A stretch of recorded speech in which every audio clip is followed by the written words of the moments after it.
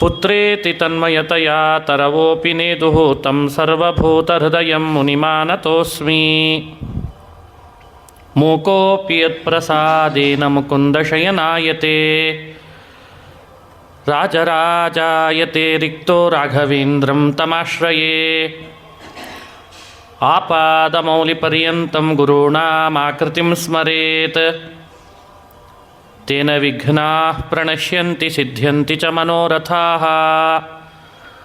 ಸ್ವಸ್ತ್ಯಸ್ತು ಅಶೇಷಸತಾಂ ಸನ್ಮಂಗಲಾನಿ ಭವಂತು. ಶ್ರೀ ಹರಿವಾಯು ಗುರುಗಳ ಚರಣಾರವಿಂದಗಳಲ್ಲಿ ಭಕ್ತಿಪೂರ್ವಕ ಪ್ರಣಾಮಗಳನ್ನು ಅರ್ಪಿಸಿ ಶ್ರೀಮದ್ ಭಾಗವತ ಮಹಾಪುರಾಣದ ಏಕಾದಶ ಸ್ಕಂಧದಲ್ಲಿ ಜಾಯಂತಿ ಉಪಾಖ್ಯಾನವನ್ನು ಚಿಂತನೆ ಮಾಡ್ತಾ ಇದ್ವಿ. ಕವಿ, ಹರಿ, ಅಂತರಿಕ್ಷ, ಪ್ರಬುದ್ಧ, ಪಿಪ್ಪಲಾಯನ ಅಂತ ಜಾಯಂತಿಯರ ಹೆಸರು. ಕವಿ ಅನ್ನೋ ಜ್ಞಾನಿಗಳು ಹೇಳಿದ ವಿಷಯವನ್ನು ನಿನ್ನೆ ಅನುಸಂಧಾನ ಮಾಡಿದ್ವಿ. ಇವತ್ತು ಹರಿರುವಾಚ, ಹರಿ ಅನ್ನೋ ಜ್ಞಾನಿಗಳು ಹೇಳಿದರೆ ಸಾರ ಏನು? ಭಾಗವತರು ಮೂರು ರೀತಿ ಇರ್ತಾರೆ. ಭಾಗವತ ಪ್ರಾಕೃತರು, ಭಾಗವತ ಮಧ್ಯಮರು, ಭಾಗವತೋತ್ತಮರು ಅಂತ. ಪ್ರಾಕೃತ ಭಾಗವತರು ಅಂದರೆ ಇವತ್ತಿನ ಭಾಷೆಯಲ್ಲಿ ABC ಅಂತ ಹೇಳ್ತಾರಲ್ಲ. ಸಿ ಭಗವಂತನನ್ನು ಪ್ರತಿಮೆಯಲ್ಲಿ ಕಂಡು ಅರ್ಚಿಸಿ ಆರಾಧಿಸುವಂಥವರು ಭಾಗವತ ಪ್ರಾಕೃತರು. ಪ್ರತಿಮೆ ಬಿಟ್ಟು ಬೇರೆ ಕಡೆಯಲ್ಲಿ ಭಗವಂತನನ್ನು ಕಾಣುವ ಶಕ್ತಿ ಇರಲ್ಲ. ಪ್ರತಿಮೆಯಲ್ಲಿ ಸಾಲಿಗ್ರಾಮಗಳಲ್ಲಷ್ಟೇ ದೇವರಿದ್ದಾನೆ. ಭಗವಂತನ ಭಕ್ತರಲ್ಲಿ ಭಗವಂತನ ಸನ್ನಿಧಾನ ಇರ್ತದೆ, ಅದನ್ನು ಕಾಣುವ ಶಕ್ತಿ ಅವರಿಗೆ ಇರಲ್ಲ. ಅಂಥವರನ್ನು ಪ್ರಾಕೃತರು ಅಂತ ಕರೀತಾರೆ. ಅರ್ಚಾಯಾಮೇವ ಹರಯೇ ಪೂಜಾಮ್ಯ ಶ್ರದ್ಧಯೇಹತೆ ನ ತದ್ಭಕ್ತೇಷು ಚ ಅನ್ಯೇಷು ಸಭಕ್ತಃ ಪ್ರಾಕೃತ ಸ್ಮೃತಃ ಅಂತ ಹರಿ ಹೇಳ್ತಾ ಇದ್ದಾರೆ. ಇದು ಸಾರ್ವಕಾಲಿಕ ವ್ಯವಸ್ಥೆ ಅಲ್ಲ. ಇವತ್ತು ಹಾಗಿರ್ತಾನೆ, ಒಂದು ಹಂತದಲ್ಲಿ ಪ್ರತಿಮೆಯಲ್ಲಿ ದೇವರನ್ನು ಭಾರಿ ಭಕ್ತಿಯಿಂದ ಶ್ರದ್ಧೆಯಿಂದ ಆರಾಧಿಸ್ತಿರ್ತಾನೆ. ಆಮೇಲೆ ಅವಕಾಶ ಸಿಕ್ಕಾಗ ಬಹಳ ದೊಡ್ಡ ದೊಡ್ಡ ಸಜ್ಜನರ ಸಂಘದಿಂದ, ಮಾತಿನಿಂದ, ಶಾಸ್ತ್ರಗಳ ಶ್ರವಣದಿಂದ ಬದಲಾಗ್ಬೋದು. ಹಾಗಾಗಿ ಇದನ್ನು ಗ್ರೇಡ್ ಅಂತ ತಿಳ್ಕೊಂಡ್ರೆ ಸಾಕು. ಮೊದಲನೇ ಗ್ರೇಡು ಪ್ರಾಕೃತ, ಎರಡನೇ ಗ್ರೇಡು ಮಧ್ಯಮ, ಮೂರನೇ ಗ್ರೇಡು ಉತ್ತಮ ಅಂತ ತಿಳ್ಕೊಳ್ಬೇಕು. ಮೆಟ್ಲು ಹತ್ತಬೇಕಾದ್ರೆ ಒಂದೇ ಸಲ 10ನೇ ಮೆಟ್ಲು ಹತ್ತು ಅಂದರೆ ಬೀಳುವ ಪ್ರಸಂಗ ಜಾಸ್ತಿ. ಹಾಗಾಗಿ ಒಂದೊಂದೇ ಮೆಟ್ಲು ಹತ್ಕೊಂಡು ಹೋಗೋದೇ ಯೋಗ್ಯ. ಹೇಗೋ ಮೊದಲನೇ ಹಂತದಲ್ಲಿ ಪ್ರತಿಮೆ, ಶಾಲಿಗ್ರಾಮ, ಭಗವಂತನ ಭಕ್ತರು ಅವರಲ್ಲೆಲ್ಲ ಕಾಣಬೇಕಾದದ್ದು. ಮಧ್ಯಮ ಭಾಗವತರು ಅಂದರೆ ಯಾರು? ಈಶ್ವರೇ ತದಧೀನೇಶು ಬಾಲಿಶೇಷು ದ್ವಿಷತ್ಸು ಚ ಪ್ರೇಮ ಮೈತ್ರಿ ಕೃಪೋಪೇಕ್ಷಾ ಯಃ ಕರೋತಿ ಸ ಮಧ್ಯಮಃ. ಇದು ಬಿ. ಭಗವಂತನಲ್ಲಿ ಹಾಗೂ ಭಗವದ್ಭಕ್ತರಲ್ಲಿ, ಭಗವದಧೀನರಾದ ಭಗವದ್ಭಕ್ತರಲ್ಲಿ ಕ್ರಮವಾಗಿ ಸ್ನೇಹವನ್ನು ಮಾಡ್ತಾನೆ. ಕೆಲವರಲ್ಲಿ ಪ್ರೇಮ, ಭಗವಂತನಲ್ಲಿ ಪ್ರೇಮ.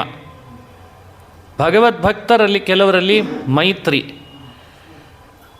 ಅವರಿಗಿಂತ ಕಡಿಮೆ ಇರುವವರಲ್ಲಿ ಕೃಪಾ.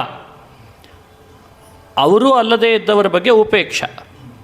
ಪ್ರೇಮ, ಮೈತ್ರಿ, ಕೃಪಾ, ಉಪೇಕ್ಷಾ ಅಂತ 4 ಹೇಳ್ತಾರೆ. ಪ್ರೇಮ ಅಂದರೆ ಸ್ನೇಹ ತೋರ್ತಾನೆ, ದೇವರಲ್ಲಿ ಬಹಳ ಪ್ರೇಮ ಇದೆ. ಭಗವದ್ಭಕ್ತರ ವಿಷಯದಲ್ಲಿ ಪ್ರೇಮ ಇಲ್ಲ, ಮೈತ್ರಿ ಇದೆ. ಅವರೂ ಭಗವದ್ಭಕ್ತರು, ನಾನು ಭಗವದ್ಭಕ್ತ, ಆದ್ದರಿಂದ ನಾವು ಅವರನ್ನು ಸ್ನೇಹಿತರನ್ನು ಕಾಣೋಣ ಅಂತ. ಇನ್ನು ಕೆಲವರ ವಿಷಯದಲ್ಲಿ ತನಗಿಂತ ಕಡಿಮೆ ಇದ್ದವರ ಬಗ್ಗೆ ಕೃಪಾ ತೋರ್ತಾನೆ. ಅದೂ ಅಲ್ಲದೇ ಇದ್ದವರು ಕೆಲವರು ಇರ್ತಾರೆ, ಅವರ ಬಗ್ಗೆ ಉಪೇಕ್ಷೆ ಮಾಡಿರ್ತಾನೆ. ಇದನ್ನು ಯಾರು ಯೋಚನೆ ಮಾಡ್ತಾನೆ, ಹೀಗೆ ಯಾರು ಇರ್ತಾನೆ, ಅವನನ್ನು ಮಧ್ಯಮ ಭಕ್ತ ಅಂತ ತಿಳಿಸಿದ್ದಾರೆ. ಹಾಗಾದರೆ ಕೊನೆಗೆ ಉಳಿದದ್ದು ಯಾರ ಬಗ್ಗೆ? ಉತ್ತಮ ಭಕ್ತರು ಹೇಗಿರ್ತಾರೆ ಅವರ ವಿವರಣೆ ಕೊಡಬೇಕು ಅಂತ ಹೊರಟಿದ್ದು.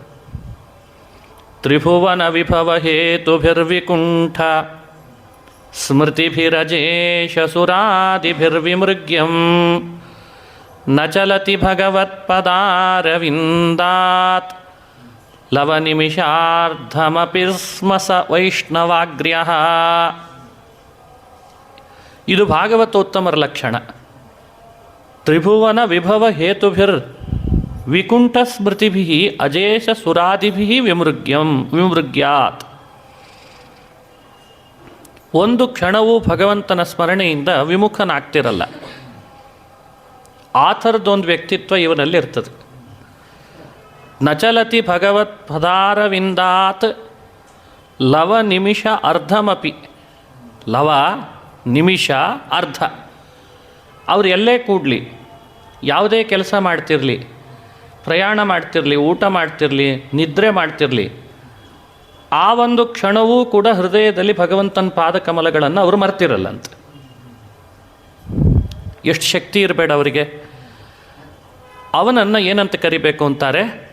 ಉತ್ತಮ ಭಾಗವತ ಅಂತ ತಿಳಿಬೇಕಂತೆ. ಇದು ನಮ್ಮ ಕೈಯಿಂದ ಆಗಲ್ಲ ಅಂತ ಯಾರೂ ಭಾವಿಸಬೇಡಿ. ನಾವು ಒಂದಿಷ್ಟು ಅಜ್ಞಾನದಲ್ಲಿ ಮುಳುಗಿದ್ದೇವೆ, ಸಾಂಸಾರಿಕ ಎಷ್ಟೋ ವಿಷಯಗಳಲ್ಲಿ ತೊಡಗಿದ್ದೇವೆ. ನಮಗೆ ಆ ಥರದ ಅಭ್ಯಾಸ ಮಾಡಿಕೊಳ್ಳಿಕ್ಕೆ ಅವಕಾಶ ಸಿಕ್ಕಿಲ್ಲ. ಆದರೆ ಸಜ್ಜನರ ಸಂಘದಿಂದ, ಇಂಥ ಮಹಾತ್ಮರ ಸಂಘ ನಮಗೆ ಸಿಕ್ಕಾಗ ನಮ್ಮನ್ನೂ ಅವ್ರು ಹಾಗೆ ಮಾಡಿಬಿಡ್ತಾರಂತೆ. ಗಂಧದ ಚಕ್ಕಿ ಬಹಳ ಪರಿಮಳ ಬರ್ತದೆ. ಅದು ಸಾಣೆ ಕಲ್ಲಿಗೆ ಹಚ್ಚಿ ತಿಕ್ಕಿ ತಿಕ್ಕಿ ಗಂಧ ಬಂದ ಮೇಲೆ ಸಾಣೆ ಕಲ್ಲು ಪರಿಮಳ ಬರೋ ಹಾಗೆ ಮಾಡಿರ್ತದೆ. ಅಂಥೇಳಿ ಪರಿಮಳ ಇರೋದು ಗಂಧದ ಚಕ್ಕಿಯಲ್ಲಿಯೋ ಸಾಣೆ ಕಲ್ಲಿನಲ್ಲಿಯೋ? ನಾವೆಲ್ಲ ಸಾಣೆ ಕಲ್ಲಿದ್ದ ಹಾಗೆ. ಭಗವಂತನಲ್ಲಿ ಮಾಡಬೇಕಾದ ಭಕ್ತಿ ಜ್ಞಾನ ಇದೆಲ್ಲ ಪರಿಮಳ ಇದ್ದ ಹಾಗೆ. ಮಹಾತ್ಮರಾದವರು ಗಂಧದ ಕೊರಳಿದ್ದ ಹಾಗೆ.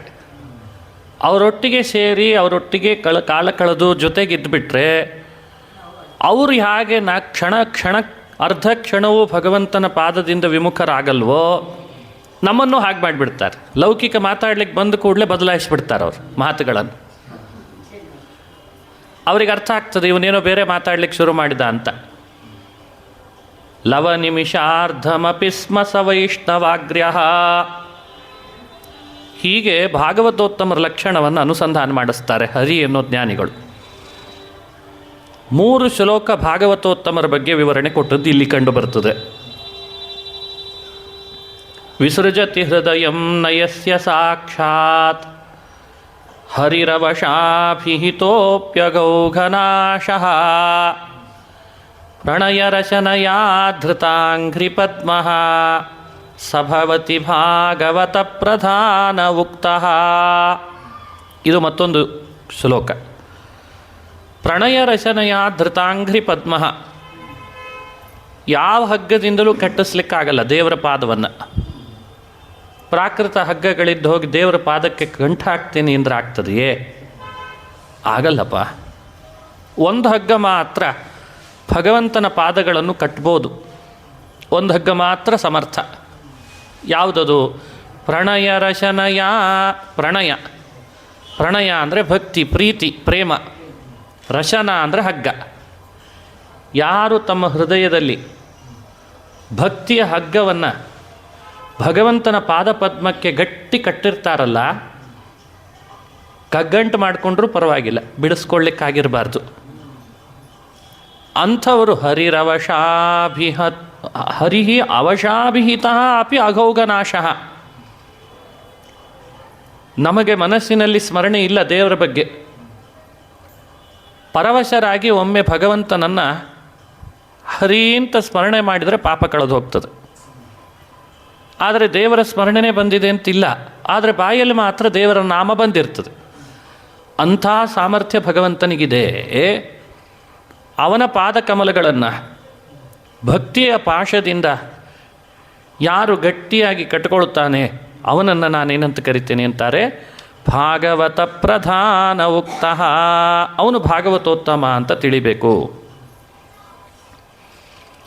ಭಗವತೌರು ವಿಕ್ರಮಾಂಘ್ರಿಶಾಖಾ ನಖಮಣಿ ಚಂದ್ರಿಕಯಾ ನಿರಸ್ತತಾಪೇ ಹೃದಿ ಕಥಮುಪಸೀದತಾಂ ಪುನಃ ಸ ಪ್ರಭವತಿ ಚಂದ್ರ ಇವೋದಿತೇರ್ಕತಾಪಃ. ಅರ್ಥ ಮಾಡಿಕೊಳ್ಬೇಕು. ಚಂದ್ರೇ ಉದಯತಿ ಪ್ರಭವತಿ ಅರ್ಕತಾಪಃ. ಚಂದ್ರ ಬಂದ ಮೇಲೆ ಸೂರ್ಯನ ತಾಪ ಉಳಿತದೇನಪ್ಪ? ಇದು ಇಲ್ಲಿ ಕೊಟ್ಟಂಥ ಉದಾಹರಣೆ. ಪ್ರಭವತಿ ಚಂದ್ರ ಇವೋದಿತೇರ್ಕತಾಪಃ. ಚಂದ್ರೇ ಪ್ರಭವತಿ ಸತಿ ಅರ್ಕತಾಪಃ ನ. ಸೂರ್ಯನ ತಾಪ ಎಲ್ಲಿವರೆಗೂ? ಸಾಯಂಕಾಲ ಆಗ್ತಾ ಆಗ್ತಾ ಚಂದ್ರನ ಕಾಂತಿ ಬೀರೋವರೆಗೂ, ಚಂದ್ರೋದಯ ಆಗೋವರೆಗೂ. ಆಮೇಲೆ ಅದು ಉಳಿಯಲ್ಲ. ಹಾಗಿಲ್ಲಿ ಚಂದ್ರ ಯಾವುದು ಅಂತ ಕೇಳಬೇಕು. ಭಗವಂತನ ಪಾದದಲ್ಲಿರುವ ಒಂದೊಂದು ಉಗುರುಗಳು ಮಣಿಚಂದ್ರಗಳಿದ್ದ ಹಾಗಿದ್ದಾವಂತೆ. ಹೃದಯದಲ್ಲಿ ಯಾರು ದೇವರ ಪಾದ ನಖಚಂದ್ರನನ್ನು ದಿನಾ ಧ್ಯಾನ ಮಾಡ್ತಾರೋ ಅವರಿಗೆ ಸಂಸಾರ ತಾಪವೆಂಬ ಸೂರ್ಯನ ತಾಪ ಚಂದ್ರೋದಯ ಆದಾಗ ಪರಿಹಾರ ಆಗ್ತದೆ ಅಂತಂದಿದ್ದಾರೆ. ನೋಡಿ ಶ್ಲೋಕ. ಭಗವತ ಉರುವಿಕ್ರಮಾಂಘ್ರಿಶಾಖ. ಉರುವಿಕ್ರಮ ಅಂದರೆ ಉರು ಪರಾಕ್ರಮಿಯಾದ ಶ್ರೀಹರಿ. ಅಂಘ್ರಿ ಶಾಖ, ಅವನ ಪಾದಗಳೆಂಬ ಶಾಖೆಗಳಲ್ಲಿ ಖಚಿತಗೊಂಡಂತಹ ಮಣಿಗಳಂತಿರುವ ನಖಗಳೆಂಬ ಚಂದ್ರ ತನ್ನ ಕಿರಣಗಳನ್ನು ಹೃದಯದಲ್ಲಿ ಧ್ಯಾನ ಮಾಡಿದಾಗ ಬೀರದ ಅಂದರೆ ಹೃದಯ ಕಥಮುಪಸೀದತಾಂ ಪುನಃ ಸಹ. ಆಗ ನಿನಗೆ ತಾಪ ಉಳಿಲಿಕ್ಕೆ ಅವಕಾಶ ಇರಲ್ಲ. ಯಾವಾಗ? ಚಂದ್ರೋದಯ ಆದಾಗ ಸೂರ್ಯನ ತಾಪ ಉಳಿಲಿಕ್ಕೆ ಹೇಗೆ ಅವಕಾಶ ಇಲ್ವೋ, ಭಗವಂತನ ಪಾದಮಣಿ ನಖಚಂದ್ರಿಕೆ ಉದಯಿಸಿದರೆ ಹೃದಯದಲ್ಲಿ ಧ್ಯಾನ ಮಾಡ್ತಾ ಮಾಡ್ತಾ ಮತ್ತೆ ಅಲ್ಲಿ ನಿನಗೆ ಸಂಸಾರದ ತಾಪ ಉಳಿಲಿಕ್ಕೆ ಅವಕಾಶ ಇಲ್ಲ. ಇದನ್ನು ಅನುಭವಿಸಬೇಕು ಅಂತ ಭಾಗವತ ಹೇಳ್ತದೆ. ಹೀಗೆ ಹರಿ ಅನ್ನುವಂಥ ಜ್ಞಾನಿಗಳ ಉಪದೇಶದಿಂದ ಭಗವಂತನ ಪಾದಕಮಲಗಳನ್ನು ನಖಮಣಿಗಳಂತೆ ಆ ಉಗುರುಗಳನ್ನು, ಚಂದ್ರದಂತಿರೋ ಉಗುರುಗಳನ್ನು ಧ್ಯಾನ ಮಾಡಿ ಮಾಡಿ ಆ ಚಂದ್ರೋದಯದಿಂದ ಸಂಸಾರ ತಾಪವನ್ನು ಪರಿಹರಿಸ್ಕೊಳ್ತಾರಲ್ಲ ಅವರನ್ನು ನಾನೇನಂತ ಕರಿತೀನಿ ಅಂತ ಇದ್ದಾರೆ ಭಾಗವತೋತ್ತಮ. ಹೀಗೆ ಹರಿ ಎನ್ನುವಂಥ ಜ್ಞಾನಿಗಳ ಉಪದೇಶ. ಕವಿ, ಹರಿ, ಅಂತರಿಕ್ಷ ಅಂತ ಮತ್ತೊಬ್ಬರು. ಒಟ್ಟು 9, ಅದರಲ್ಲಿ 3, ಮೂರನೆಯವರು. ಅಂತರಿಕ್ಷ ಅಂದರೆ ಅಂತಹ ಅಂದರೆ ಒಳಗೆ. ಭಗವಂತನನ್ನು ಚೆನ್ನಾಗಿ ಕಾಣ್ತಾರೆ ಬಿಂಬವನ್ನು. ಹಾಗಾಗಿ ಇವರಿಗೆ ಅಂತರಿಕ್ಷ ಅನ್ನೋ ಹೆಸರು ಸಾರ್ಥಕ, ಅನ್ವರ್ಥಕ. ಕವಿ ಅಂದರೆ ಜ್ಞಾನಿ ಅಂತ ಅರ್ಥ. ಹರಿ ಅಂದರೆ ಭಗವಂತನ ಆರಾಧನೆಯಿಂದ ತನ್ನ ಹತ್ರ ಯಾವ ದುರಿತಗಳು ಬರದಂತೆ ನೋಡ್ಕೊಳ್ತಾನಲ್ಲ ಅವನಿಗೆ ಹರಿ ಅಂತ ಅರ್ಥ. ಅಂತರಿಕ್ಷ ಅಂದರೆ ಅಂತರಂಗದಲ್ಲಿ ಭಗವಂತನನ್ನು ಸದಾ ಕಾಣುವವನು ಅಂತ ಅರ್ಥ. ಆ ಹೆಸರುಗಳೆಲ್ಲ ಅವರವರದ್ದೇ ಆದಂಥ ವ್ಯಕ್ತಿತ್ವವನ್ನು ನಮಗೆ ಅನುಸಂಧಾನ ಮಾಡಿಸ್ತದೆ. ಹಾಗಾಗಿ ಹರಿ, ಕವಿ, ಅಂತರಿಕ್ಷ. ದಾಸರು ಹೇಳ್ತಾರಲ್ಲ, ಅಂತರಂಗದಲ್ಲಿ ಹರಿಯ ಕಾಣದವ ಹುಟ್ಟು ಕುರುಡನೋ. ಕಣ್ಣಿಲ್ಲದವನನ್ನು ಕುರುಡ ಅಂತ ನಾವು ತಿಳಿದಿದ್ದೇವೆ. ದಾಸರಂತಾರ ಅವನಲ್ಲ. ಅಂತರಂಗದಲ್ಲಿ ಭಗವಂತನನ್ನು ಕಾಣಲಿಕ್ಕೆ ಅರ್ಹತೆ ಇದ್ದರೂ ಯಾರು ಕಾಣಲ್ಲ ಅವನಿಗೇನಂತ ಕರಿಬೇಕಂತೆ? ಹುಟ್ಟು ಕುರುಡ, ಹುಟ್ಟು ಕುರುಡ ಅಂತ ಕರಿಬೇಕಂತೆ. ಜಡಮತಿ ಕಿವುಡನೋ. ಯಾರು ಹುಟ್ಟು ಕಿವುಡ? ಕಿವಿ ಇದ್ದವನು ಕಿವುಡ ಅಲ್ಲ. ಕಿವುಡ ಯಾರು? ಕಿವಿ ಇಲ್ಲದೆ ಇದ್ದವನು ಕಿವುಡ ಅಲ್ಲ. ಸಂತತ ಹರಿಕೃಷ್ಣ ವಾರ್ತೆ ಕೇಳದವ ಜಡಮತಿ ಕಿವುಡನೋ. ಕಿವಿ ಇಲ್ಲದೆ ಇದ್ದವನು ಕಿವುಡ ಅಂತ ನಾವು ತಿಳ್ಕೊಂಡ್ವಿ. ಅವರ ಅರ್ಥ ಬೇರೆ ಹೇಳಿದರು. ಯಾವಾಗಲೂ ಭಗವಂತನ ವಾರ್ತೆಯನ್ನು ಕಿವಿ ತುಂಬ ಕೇಳಲಿಕ್ಕೆ ಅವಕಾಶ ಇದ್ದರೂ ಕೇಳಲ್ಲಲ್ಲ, ಅವನಿಗೆ ಕಿವಿ ಇದ್ದರೂ ಅವನನ್ನು ಕಿವುಡ ಅಂತ ಕರಿಬೇಕು ಅಂತ ಕರೀತಾರೆ. ಅಂತರಂಗದಲ್ಲಿ ಹರಿಯ ಕಾಣದವ ಹುಟ್ಟು ಕುರುಡನೋ ಅನ್ನೋ ಮಾತಿನ ಮರ್ಮ. ನಾವು ಆ ಪಂಗಡಕ್ಕೆ ಸೇರಬಾರ್ದು. ಅದಕ್ಕೆ ಅಂತರಿಕ್ಷ, ಅಂತಹ ಒಳಗೆ ಯಾವಾಗಲೂ ಭಗವಂತನನ್ನು ಚೆನ್ನಾಗಿ ಕಾಣ್ತಾ ಇದ್ದರು. ಅದಕ್ಕೆ ಇವರಿಗೆ ಅಂತರಿಕ್ಷ ಅಂತ ಕರೆದ್ರಂತೆ. ನಾನು ತೃಪ್ಪೆ ಮಾಯಾಂ ವೇದಿತುಮಿಚ್ಛಾಮೋ ಭಗವಂತೋ ಬ್ರುವಂತುನಃ ಪರಸ್ಯ ವಿಷ್ಣೋರೀಶಸ್ಯ ಮಾಯಿನಾಮಪಿ ಮೋಹಿನೀಂ ಅಂತ ಪ್ರಾರಂಭ ಆಯಿತು. ವಿದೇಹ ರಾಜ ಅಂತರಿಕ್ಷರನ್ನು ಕೇಳ್ದ, ಭಗವಂತನ ಮಾಯೆಯನ್ನು ನನಗೆ ಉಪದೇಶ ಮಾಡಿರಿ. ಎಂಥವನಿಗೂ ಕೂಡ ಭಗವಂತನ ಮಾಯೆಯನ್ನು ಗೆಲ್ಲಿಕ್ಕೆ ಆಗಲ್ಲ.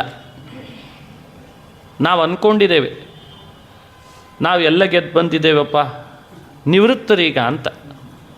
30-35 ವರ್ಷ ಒಂದು ಕಡೆ ಕೆಲಸ ಮಾಡಿರ್ತೀವಿ, ಭಾರಿ ದೊಡ್ಡ ಹುದ್ದೆಯಲ್ಲಿದ್ದು ನಿವೃತ್ತರಾಗಿರ್ತೀವಿ. ನಮಗೆ ಮನಸ್ಸಿನಲ್ಲಿ ಏನೋ ಒಂದು ಭಾವ, ಎಷ್ಟು ದೊಡ್ಡ ಕೆಲಸ ಜವಾಬ್ದಾರಿ ಹೊತ್ತಿದ್ದೆಪ್ಪ ರಿಟೈರ್ಡ್ ಆದೆ ಅಂತ. ಭಾಗವತ ಹೇಳ್ತದೆ, ನಿಮಗನಿಸುವಂತೆ ಇದೆಲ್ಲ ಬಹಳ ದೊಡ್ಡ ಸಂಗತಿ ಅಂತ ತಿಳಿಬೇಡ್ರಿ ಅಂತ ಹೇಳ್ತದೆ. ಇದನ್ನು ಬಹಳ ದೊಡ್ಡ ಸಂಗತಿ ಅಂತ ತಿಳಿಬೇಡ್ರಿ. ವಾಸ್ತವಿಕವಾಗಿ ಭಗವಂತನ ಮಾಯೆಯನ್ನು ಗೆಲ್ಲೋದಿದೆಯಲ್ಲ, ಅದು ಅಷ್ಟು ಸುಲಭದ ಕೆಲಸ ಅಲ್ಲ. ಅದನ್ನು ಗೆಲ್ಲೋದೇ ನಿಜವಾದ ಸಾಧನೆ. ಅದನ್ನು ಅರಿಬೇಕು, ಆಮೇಲೆ ಅದನ್ನು ಗೆಲ್ಲಬೇಕು. ಅಂತರಿಕ್ಷ ಅನ್ನೋ ಜ್ಞಾನಿಗಳು ಮಾಯೆ ವಿವರಣೆಯನ್ನು ಕೊಡ್ತಾ, ಏವಂ ಸೃಷ್ಟ್ವಾ ಸಭೂತಾನಿ ಸ್ಥವಿಷ್ಠೈ ಪಂಚಧಾತುಭಿಃ ಏಕಧಾ ದಶಧಾತ್ಮಾನಂ ವಿಭಜನ್ ಜುಷತೆ ಗುಣಾನ್. ಮಾಯೆ ಅಂದರೆ ಏನು? ಜೀವರಾದವರನ್ನು ಹುಟ್ಟಿಸಿ ತಾನೇ ಅವರಿಗೆ ಅನುಭವಿಸಬೇಕಾದಂಥ ಭೋಗ್ಯ ವಸ್ತುಗಳನ್ನು ಸೃಷ್ಟಿಸಿ ತಾನೇ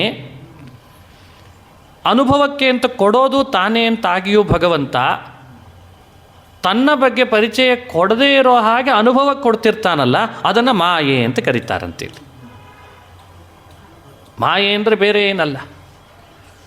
ಗುಣೈರ್ಗುಣಾನ್ ಸಭುಂಜಾನಃ ಆತ್ಮ ಪ್ರದ್ಯೋತಿತೈ ಪ್ರಭು ಮನ್ಯಮಾನ ಇದಂ ಸೃಷ್ಟಂ ಆತ್ಮಾನಮಿಹ ಸಜ್ಜತೆ. ವಸ್ತುಗಳನ್ನು ಮನುಷ್ಯ ಅನುಭವಿಸ್ತಾನೆ ಕರ್ಮಾನುಸಾರ. ಅನುಭವಕ್ಕೆ ಕೊಡೋನು, ವಸ್ತುಗಳಲ್ಲಿ ಇರುವವನು,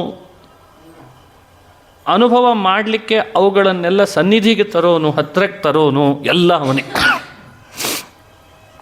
ಯಾವ ಕಾರಣಕ್ಕೂ ಭಗವಂತ ತಾನು ಅಂತನ್ನೋದನ್ನು ತಿಳಿಪಡಿಸಲ್ಲ. ಇದನ್ನೇ ಮಾಯೆ ಅಂತ ಕರೀತಾರೆ. ಇವತ್ತು ನಮಗೆ ಎಷ್ಟರ ಮಟ್ಟಿಗಾಗಿದೆ ಅನ್ಲಿಕ್ಕೆ ಒಂದು ಸಣ್ಣ ಉದಾಹರಣೆ.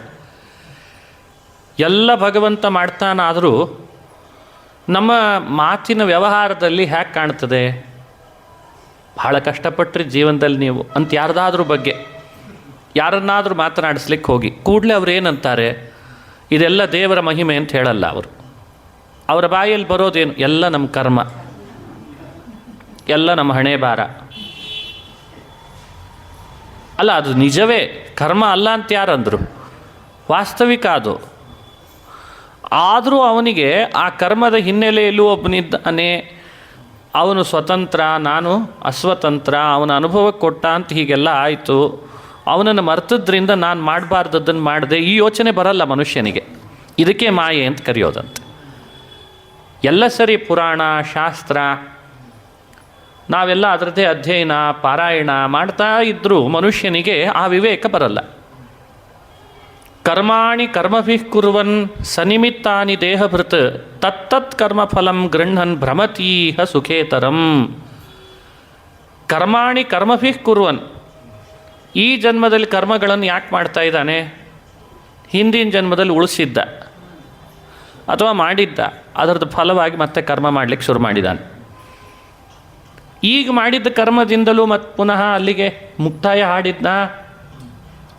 ಸನಿಮಿತ್ತಾನಿ ದೇಹ ಬರುತ್ತೆ, ಮುಂದೆ ಮತ್ತೆ ದೇಹ ಬರಲಿಕ್ಕೆ ಏನು ಬೇಕೋ ಅದನ್ನು ಕರ್ಮ ಈಗ ಮಾಡ್ಕೊಂಡಿರ್ತಾನೆ. ಸಣ್ಣ ಉದಾಹರಣೆ ಹೇಳ್ಬೋದು ಇದಕ್ಕೆ.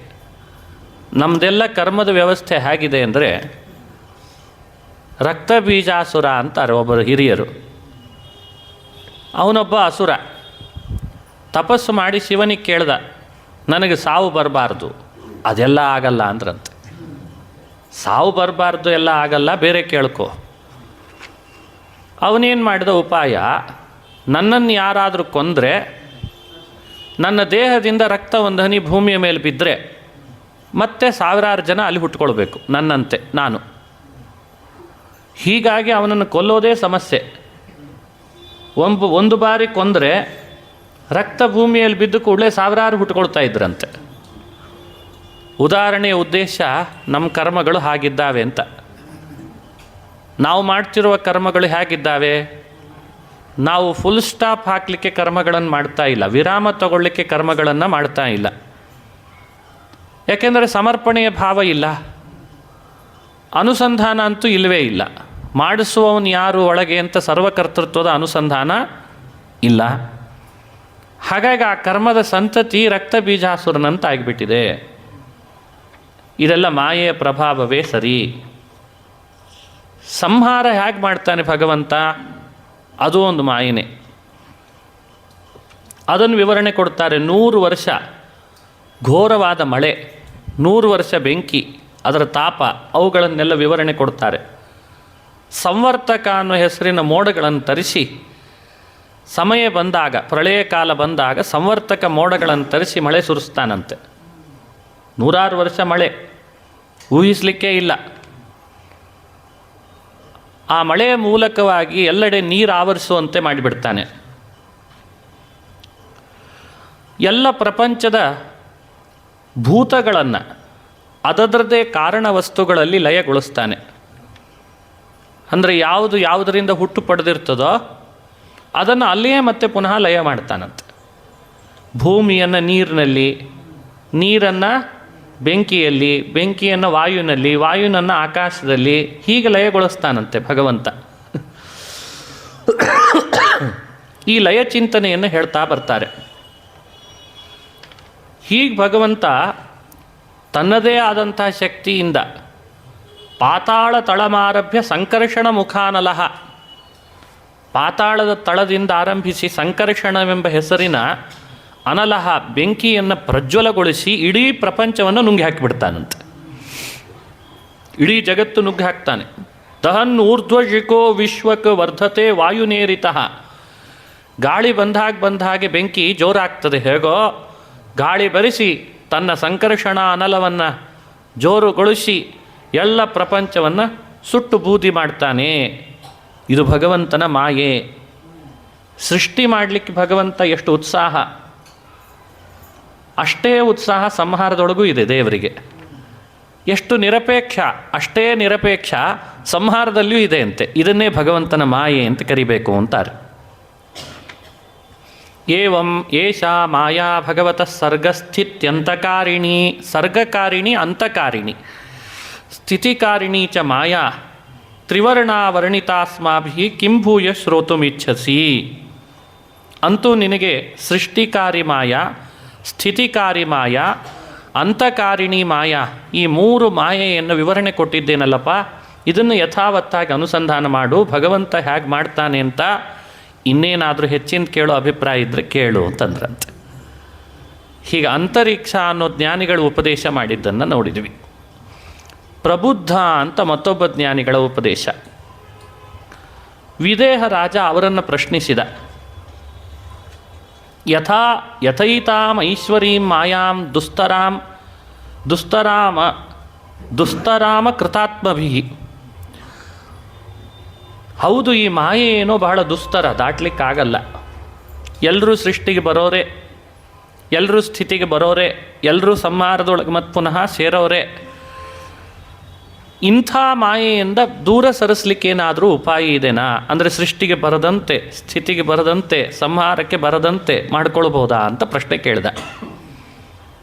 ಇದು ವಿದೇಹರಾಜನ ಪ್ರಶ್ನೆ. ನಮಗೇನು ಅಪೇಕ್ಷೆ ಇದೆ ಏನು ಹುಟ್ಟಬೇಕು ಅಂತ ಪದೇ ಪದೇ?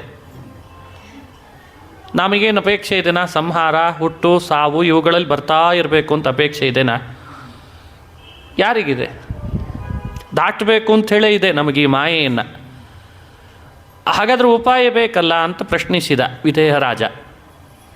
ತರತ್ಯಂಜ ಸ್ಥೂಲದಿಯೋ ಮಹರ್ಷ ಇದಮಚ್ಯುತಂ ಇದಮುಚ್ಯತಾಂ.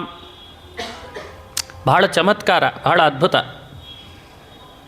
ಸ್ಥೂಲದಿಯ ಅಂಜಃ ತರತಿ, ಮಾಯೆಯಿಂದ ದೂರನಾಗಬಲ್ಲ. ಸೃಷ್ಟಿ ಸ್ಥಿತಿ ಸಂಹಾರದ ಮಾಯೆಯಿಂದ ದೂರನಾಗಬಲ್ಲ ಅಂತಾರೆ ಪ್ರಬುದ್ಧ ಅನ್ನುವಂಥ ಜ್ಞಾನಿಗಳು. ಕವಿ, ಹರಿ, ಅಂತರಿಕ್ಷ, 4ನೆಯವರು ಯಾರಿವರು? ಪ್ರಬುದ್ಧ. ಪ್ರಬುದ್ಧ ಶಬ್ದದ ಅರ್ಥ ಪ್ರಕೃಷ್ಟವಾದ ಶಾಸ್ತ್ರದ ತಿಳುವಳಿಕೆ ಇದ್ದದ್ರಿಂದ ಇವರಿಗೆ ಪ್ರಬುದ್ಧ ಅಂತ ಕರೆದರಂತೆ. ಬುದ್ಧ ಅಂದರೆ ಜ್ಞಾನ, ಒಳ್ಳೆಯ ಜ್ಞಾನ, ಒಳ್ಳೆಯ ತಿಳುವಳಿಕೆ. ಯಾಕಂದರೆ ಮನುಷ್ಯನಿಗೆ ಈ ಮಾಯೆಯಿಂದ ದಾಟೋದನ್ನು ಹೇಳೋರು ಎಷ್ಟು ಸುಲಭ ಇಲ್ಲ, ಬಹಳ ಬೆರಳೆಣಿಕೆಯಲ್ಲಿದ್ದಾರೆ ಅವರು. ಎಲ್ಲರೂ ಹೇಳ್ತಾರಾ? ಮಾಯೆಯಿಂದ ದಾಟಬೇಕು ಅನ್ನೋ ಉಪಾಯಗಳಿಗೆ ಕೇಳ್ತಾ ಇದ್ದಾನೆ. ಅದಕ್ಕೆ ಅವರು ಉತ್ತರ ಕೊಡ್ತಾ ಇದ್ದಾರೆ. ಪ್ರತಿಯೊಬ್ಬ ಮನುಷ್ಯನಿಗೆ ಮಾಯೆಯನ್ನು ದಾಟಬೇಕಾದ್ರೆ ತಸ್ಮಾತ್ ಗುರುಂ ಪ್ರಪದ್ಯೇತ ಜಿಜ್ಞಾಸು ಶ್ರೇಯ ಉತ್ತಮಂ. ಉತ್ತಮ ಗುರುಗಳನ್ನು ಆಶ್ರಯಿಸಿ ಉತ್ತಮ ಜ್ಞಾನವನ್ನು ಸಂಪಾದನೆ ಮಾಡಿದರೆ ಮಾತ್ರ ಮಾಯೆಯನ್ನು ದಾಟಲಿಕ್ಕಾಗ್ತದೆ ಅಂತ ಉತ್ತರ ಕೊಟ್ಟರು. ಅಂದರೆ ಗುರೂಪಶಕ್ತಿಯನ್ನು ಮನುಷ್ಯ ಮಾಡಲೇಬೇಕು ಅನ್ನೋದು ಇವರ ತಾತ್ಪರ್ಯ. ಗುರುಗಳು ಏನು ಹೇಳ್ಕೊಡ್ಬೇಕು, ಏನು ಹೇಳ್ಕೊಡ್ತಾರೆ ಅಂತ ಪ್ರಶ್ನೆ. ಶಿಷ್ಯನಿಗೆ ಸಾಕಾಗಿರ್ತದೆ ಸಂಸಾರದ ಕಷ್ಟಗಳು, ದಾಟಬೇಕು ಅಂತ ಬಂದು ಗುರುಗಳನ್ನು ಆರಾಧಿಸ್ತಾನೆ. ಅವ್ರು ಏನು ಹೇಳ್ಕೊಡ್ತಾರೆ? ತತ್ರ ಭಾಗವತಾನ್ ಧರ್ಮಾತ್ ಶಿಕ್ಷೇತ್ ಗುರುವಾತ್ಮದೈವತಃ. ಭಾಗವತ ಧರ್ಮಗಳನ್ನು ಗುರುಗಳಾದವರು ಅವನಿಗೆ ಶಿಕ್ಷಣ ಕೊಡಬೇಕಂತ. ಅದಕ್ಕೆ ನಾನು ನಿನ್ನೆ ಉಪನ್ಯಾಸದಲ್ಲಿ ಸ್ಪಷ್ಟ ಹೇಳಿದೆ, ನಾವು ಈ 30 ಭಾಗವತ ಧರ್ಮಗಳನ್ನು ಎಲ್ಲಿವರೆಗೂ ಅಳವಡಿಸ್ಕೊಳ್ಳೋದಿಲ್ಲ, ನಮಗೆ ಸಂಸಾರದಿಂದ ಮುಕ್ತಿ ಇಲ್ಲ. ಮಾಡ್ಬೋದು, ನಾವು ಗೋ ಸೇವೆ ಮಾಡ್ಬೋದು, ಸಮಾಜ ಸೇವೆ ಮಾಡ್ಬೋದು, ದಾನ ಮಾಡ್ಬೋದು, ದೇವಸ್ಥಾನಗಳನ್ನು ಕಟ್ಬೋದು, ಅರವಟ್ಟಿಗೆಗಳ ವ್ಯವಸ್ಥೆಯನ್ನು ಮಾಡ್ಬೋದು. ಅದೆಲ್ಲ ಅಂಗಗಳಷ್ಟೇ. ಅದು ಆತ್ಮ ಮುಕ್ತಿಗೆ ಹೋಗಲಿಕ್ಕೆ ಅಂಗಗಳು. ಎಕ್ಸಾಮ್ ಬರೆದಾಗ ಸುಂದರ ಅಂಕಗಳಿಗೆ 5 ಮಾರ್ಕ್ಗಳು ಎಕ್ಸ್ಟ್ರಾ ಅಂತ ಕೊಟ್ಟಿರ್ತಾರೆ. ಅಡಿಷ್ನಲ್ ಅನ್ನಬೇಕು, ಏನೋ ಒಂದು ಹೇಳ್ತಾರಲ್ಲ, ಗ್ರೇಸ್ ಮಾರ್ಕ್. ಅಡಿಷ್ನಲ್ ಅಲ್ಲ, ಗ್ರೇಸ್ ಮಾರ್ಕ್. ಹಾಗೆ ನಮ್ಮ ಬದುಕಿನಲ್ಲಿ ನಾವು ಮಾಡುವಂತಹ ಸಾಮಾಜಿಕ, ಶೈಕ್ಷಣಿಕ, ಈ ಸೇವಾರೂಪವಾದ ಎಲ್ಲ ಕಾರ್ಯಗಳು ಇವತ್ತು ಗ್ರೇಸ್ ಮಾರ್ಕ್ಸಿಗೆ ಮಾತ್ರ ಆತ್ಮನನ್ನು ಕರ್ಕೊಂಡು ಹೋಗ್ತವೆ. ಗ್ರೇಸ್ ಮಾರ್ಕ್ಸ್ ಅಂದರೆ ಗೊತ್ತಾಗ್ತದೆ. ನಾವಿವತ್ತು ಅದನ್ನೇ ಭಾಳ ದೊಡ್ಡದು ಅಂತ ಮಾಡ್ಕೊಂಡಿದ್ದೇವೆ. ಅಂದರೆ ಪರೀಕ್ಷೆಗಳಲ್ಲಿ ನಮಗೇನಾಗ್ತಿದೆ ಅಂದರೆ ಬಹಳ ಸುಂದರವಾಗಿ ಅಂಕ ಬರಬೇಕು, ಅಕ್ಷರಗಳು ಮೂಡಬೇಕು ಅಂತ ಕ್ವಶ್ಚನಿಗೆ ಆನ್ಸರ್ ಕೊಡೋದಕ್ಕಿಂತ ಹೆಚ್ಚಾಗಿ ಆ ಅಕ್ಷರ ತಿದ್ದೋದ್ರಲ್ಲೇ ಮನಸ್ಸು ಜಾಸ್ತಿ ಹಾಕಿದೆ. ಎಷ್ಟು ಕ್ವಶ್ಚನ್ಸ್ ಇದೆ, ಎಂಥೆಂಥವುಗಳು, ಎಂಥೆಂಥ ಆನ್ಸರ್ಸನ್ನು ಕೊಡಬೇಕಿದೆ, ಅದನ್ನು ಬಿಟ್ಬಿಟ್ಟಿದ್ದಾನೆ. 20 ಮಾರ್ಕ್ಸ್ ಬಿಟ್ಟ, 15 ಮಾರ್ಕ್ಸ್ ಬಿಟ್ಟ. ಹಾಗಾಗಬಾರ್ದು. ಹಾಗಾಗಿ ಭಾಗವತ ಧರ್ಮ ಅನ್ನೋದು ಕಡ್ಡಾಯವಾಗಿ ಆತ್ಮ ಉದ್ಧಾರಕ್ಕೋಸ್ಕರ ಪ್ರತಿಯೊಬ್ಬರಿಂದ ಪಾಲನೆ ಆಗಬೇಕು, ಅದರ ಶಿಕ್ಷಣ ಪಡಿಬೇಕು ಅಂತನ್ನೋದು ಪ್ರಬುದ್ಧ ಅನ್ನೋ ಜ್ಞಾನಿಗಳ ಅಭಿಪ್ರಾಯ. ಅದರ ಮುಂದಿನ ಸ್ಟೆಪ್ಪು ಭಾಗವತ ಧರ್ಮಗಳು ಯಾವುವು, ಅವುಗಳ ಪರಿಚಯ ಆಗಬೇಕಷ್ಟೇ. ಸರ್ವತೋ ಮನಸೋ ಸಂಗಂ ಆದೌ ಸಂಗಂಚ ಸಾಧುಷು ದಯಾಂ ಮೈತ್ರೀಂ ಪ್ರಶ್ರಯಂಚ ಭೂತೆ ಸ್ವಧಾಯಥೋಚಿತಂ ಶೌಚಂ ತಪಸ್ಥಿತಿಕ್ಷಾಂಚ ಮೌನಂ ಸ್ವಾಧ್ಯಾಯ ಮಾರ್ಜವಂ ಬ್ರಹ್ಮಚರ್ಯ ಮಹಿಂಸಾ ಚ ಸಮತ್ವಂ ದ್ವಂದ್ವ ಸಂಜ್ಞಯೋ. ಹೀಗೆ ಪ್ರಾರಂಭ ಆಗ್ತದೆ. ಇಲ್ಲಿ 28 ತನಕನೂ ಪ್ರಾಯ 29, 28 ಭಾಗವತ ಧರ್ಮಗಳನ್ನು ಶ್ಲೋಕದ ರೂಪದಲ್ಲಿ ಹೆಣೆದುಕೊಡ್ತದೆ 11ನೇ ಸ್ಕಂಧ. ಭಾಗವತದಲ್ಲಿ ಒಟ್ಟು 2 ಕಡೆಯಲ್ಲಿ ಭಾಗವತ ಧರ್ಮಗಳನ್ನು ಹೇಳಿದ್ದಾರೆ.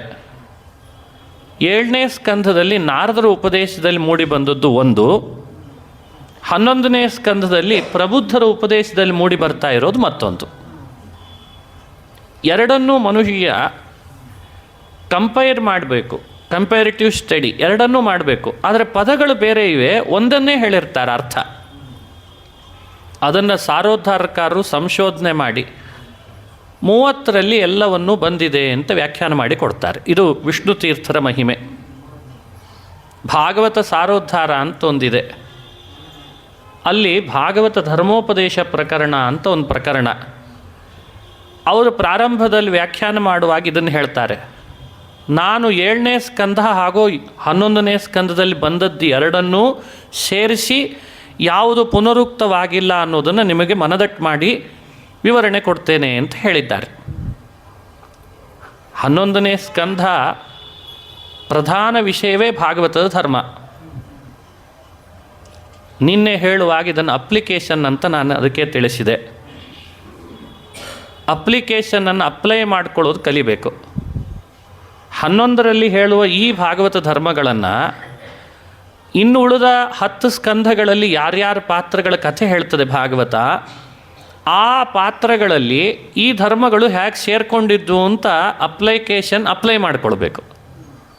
ಓ, ಹೀಗಿದ್ದದ್ದಕ್ಕೆ ಹೀಗಾಗಿದ್ದ, ಹೀಗಿದ್ದದ್ದಕ್ಕೆ ಹೀಗಾದ, ಹೀಗಿಲ್ಲದೆ ಇದ್ದದ್ದಕ್ಕೆ ಹೀಗಾದ. ಹೀಗೆ ಅಪ್ಲೈ ಮಾಡಿಕೊಂಡ್ರೆ ನಮಗೊಂದು ವಿವರಣೆ ಸಿಗ್ತದೆ. ಇಷ್ಟೆಲ್ಲ ಭಾಗವತ ಧರ್ಮ ಅಳವಡಿಸ್ಕೊಂಡವರೇನೆ ಭಗವಂತನಿಗೆ ಬಹಳ ಪ್ರಿಯರಾದರು.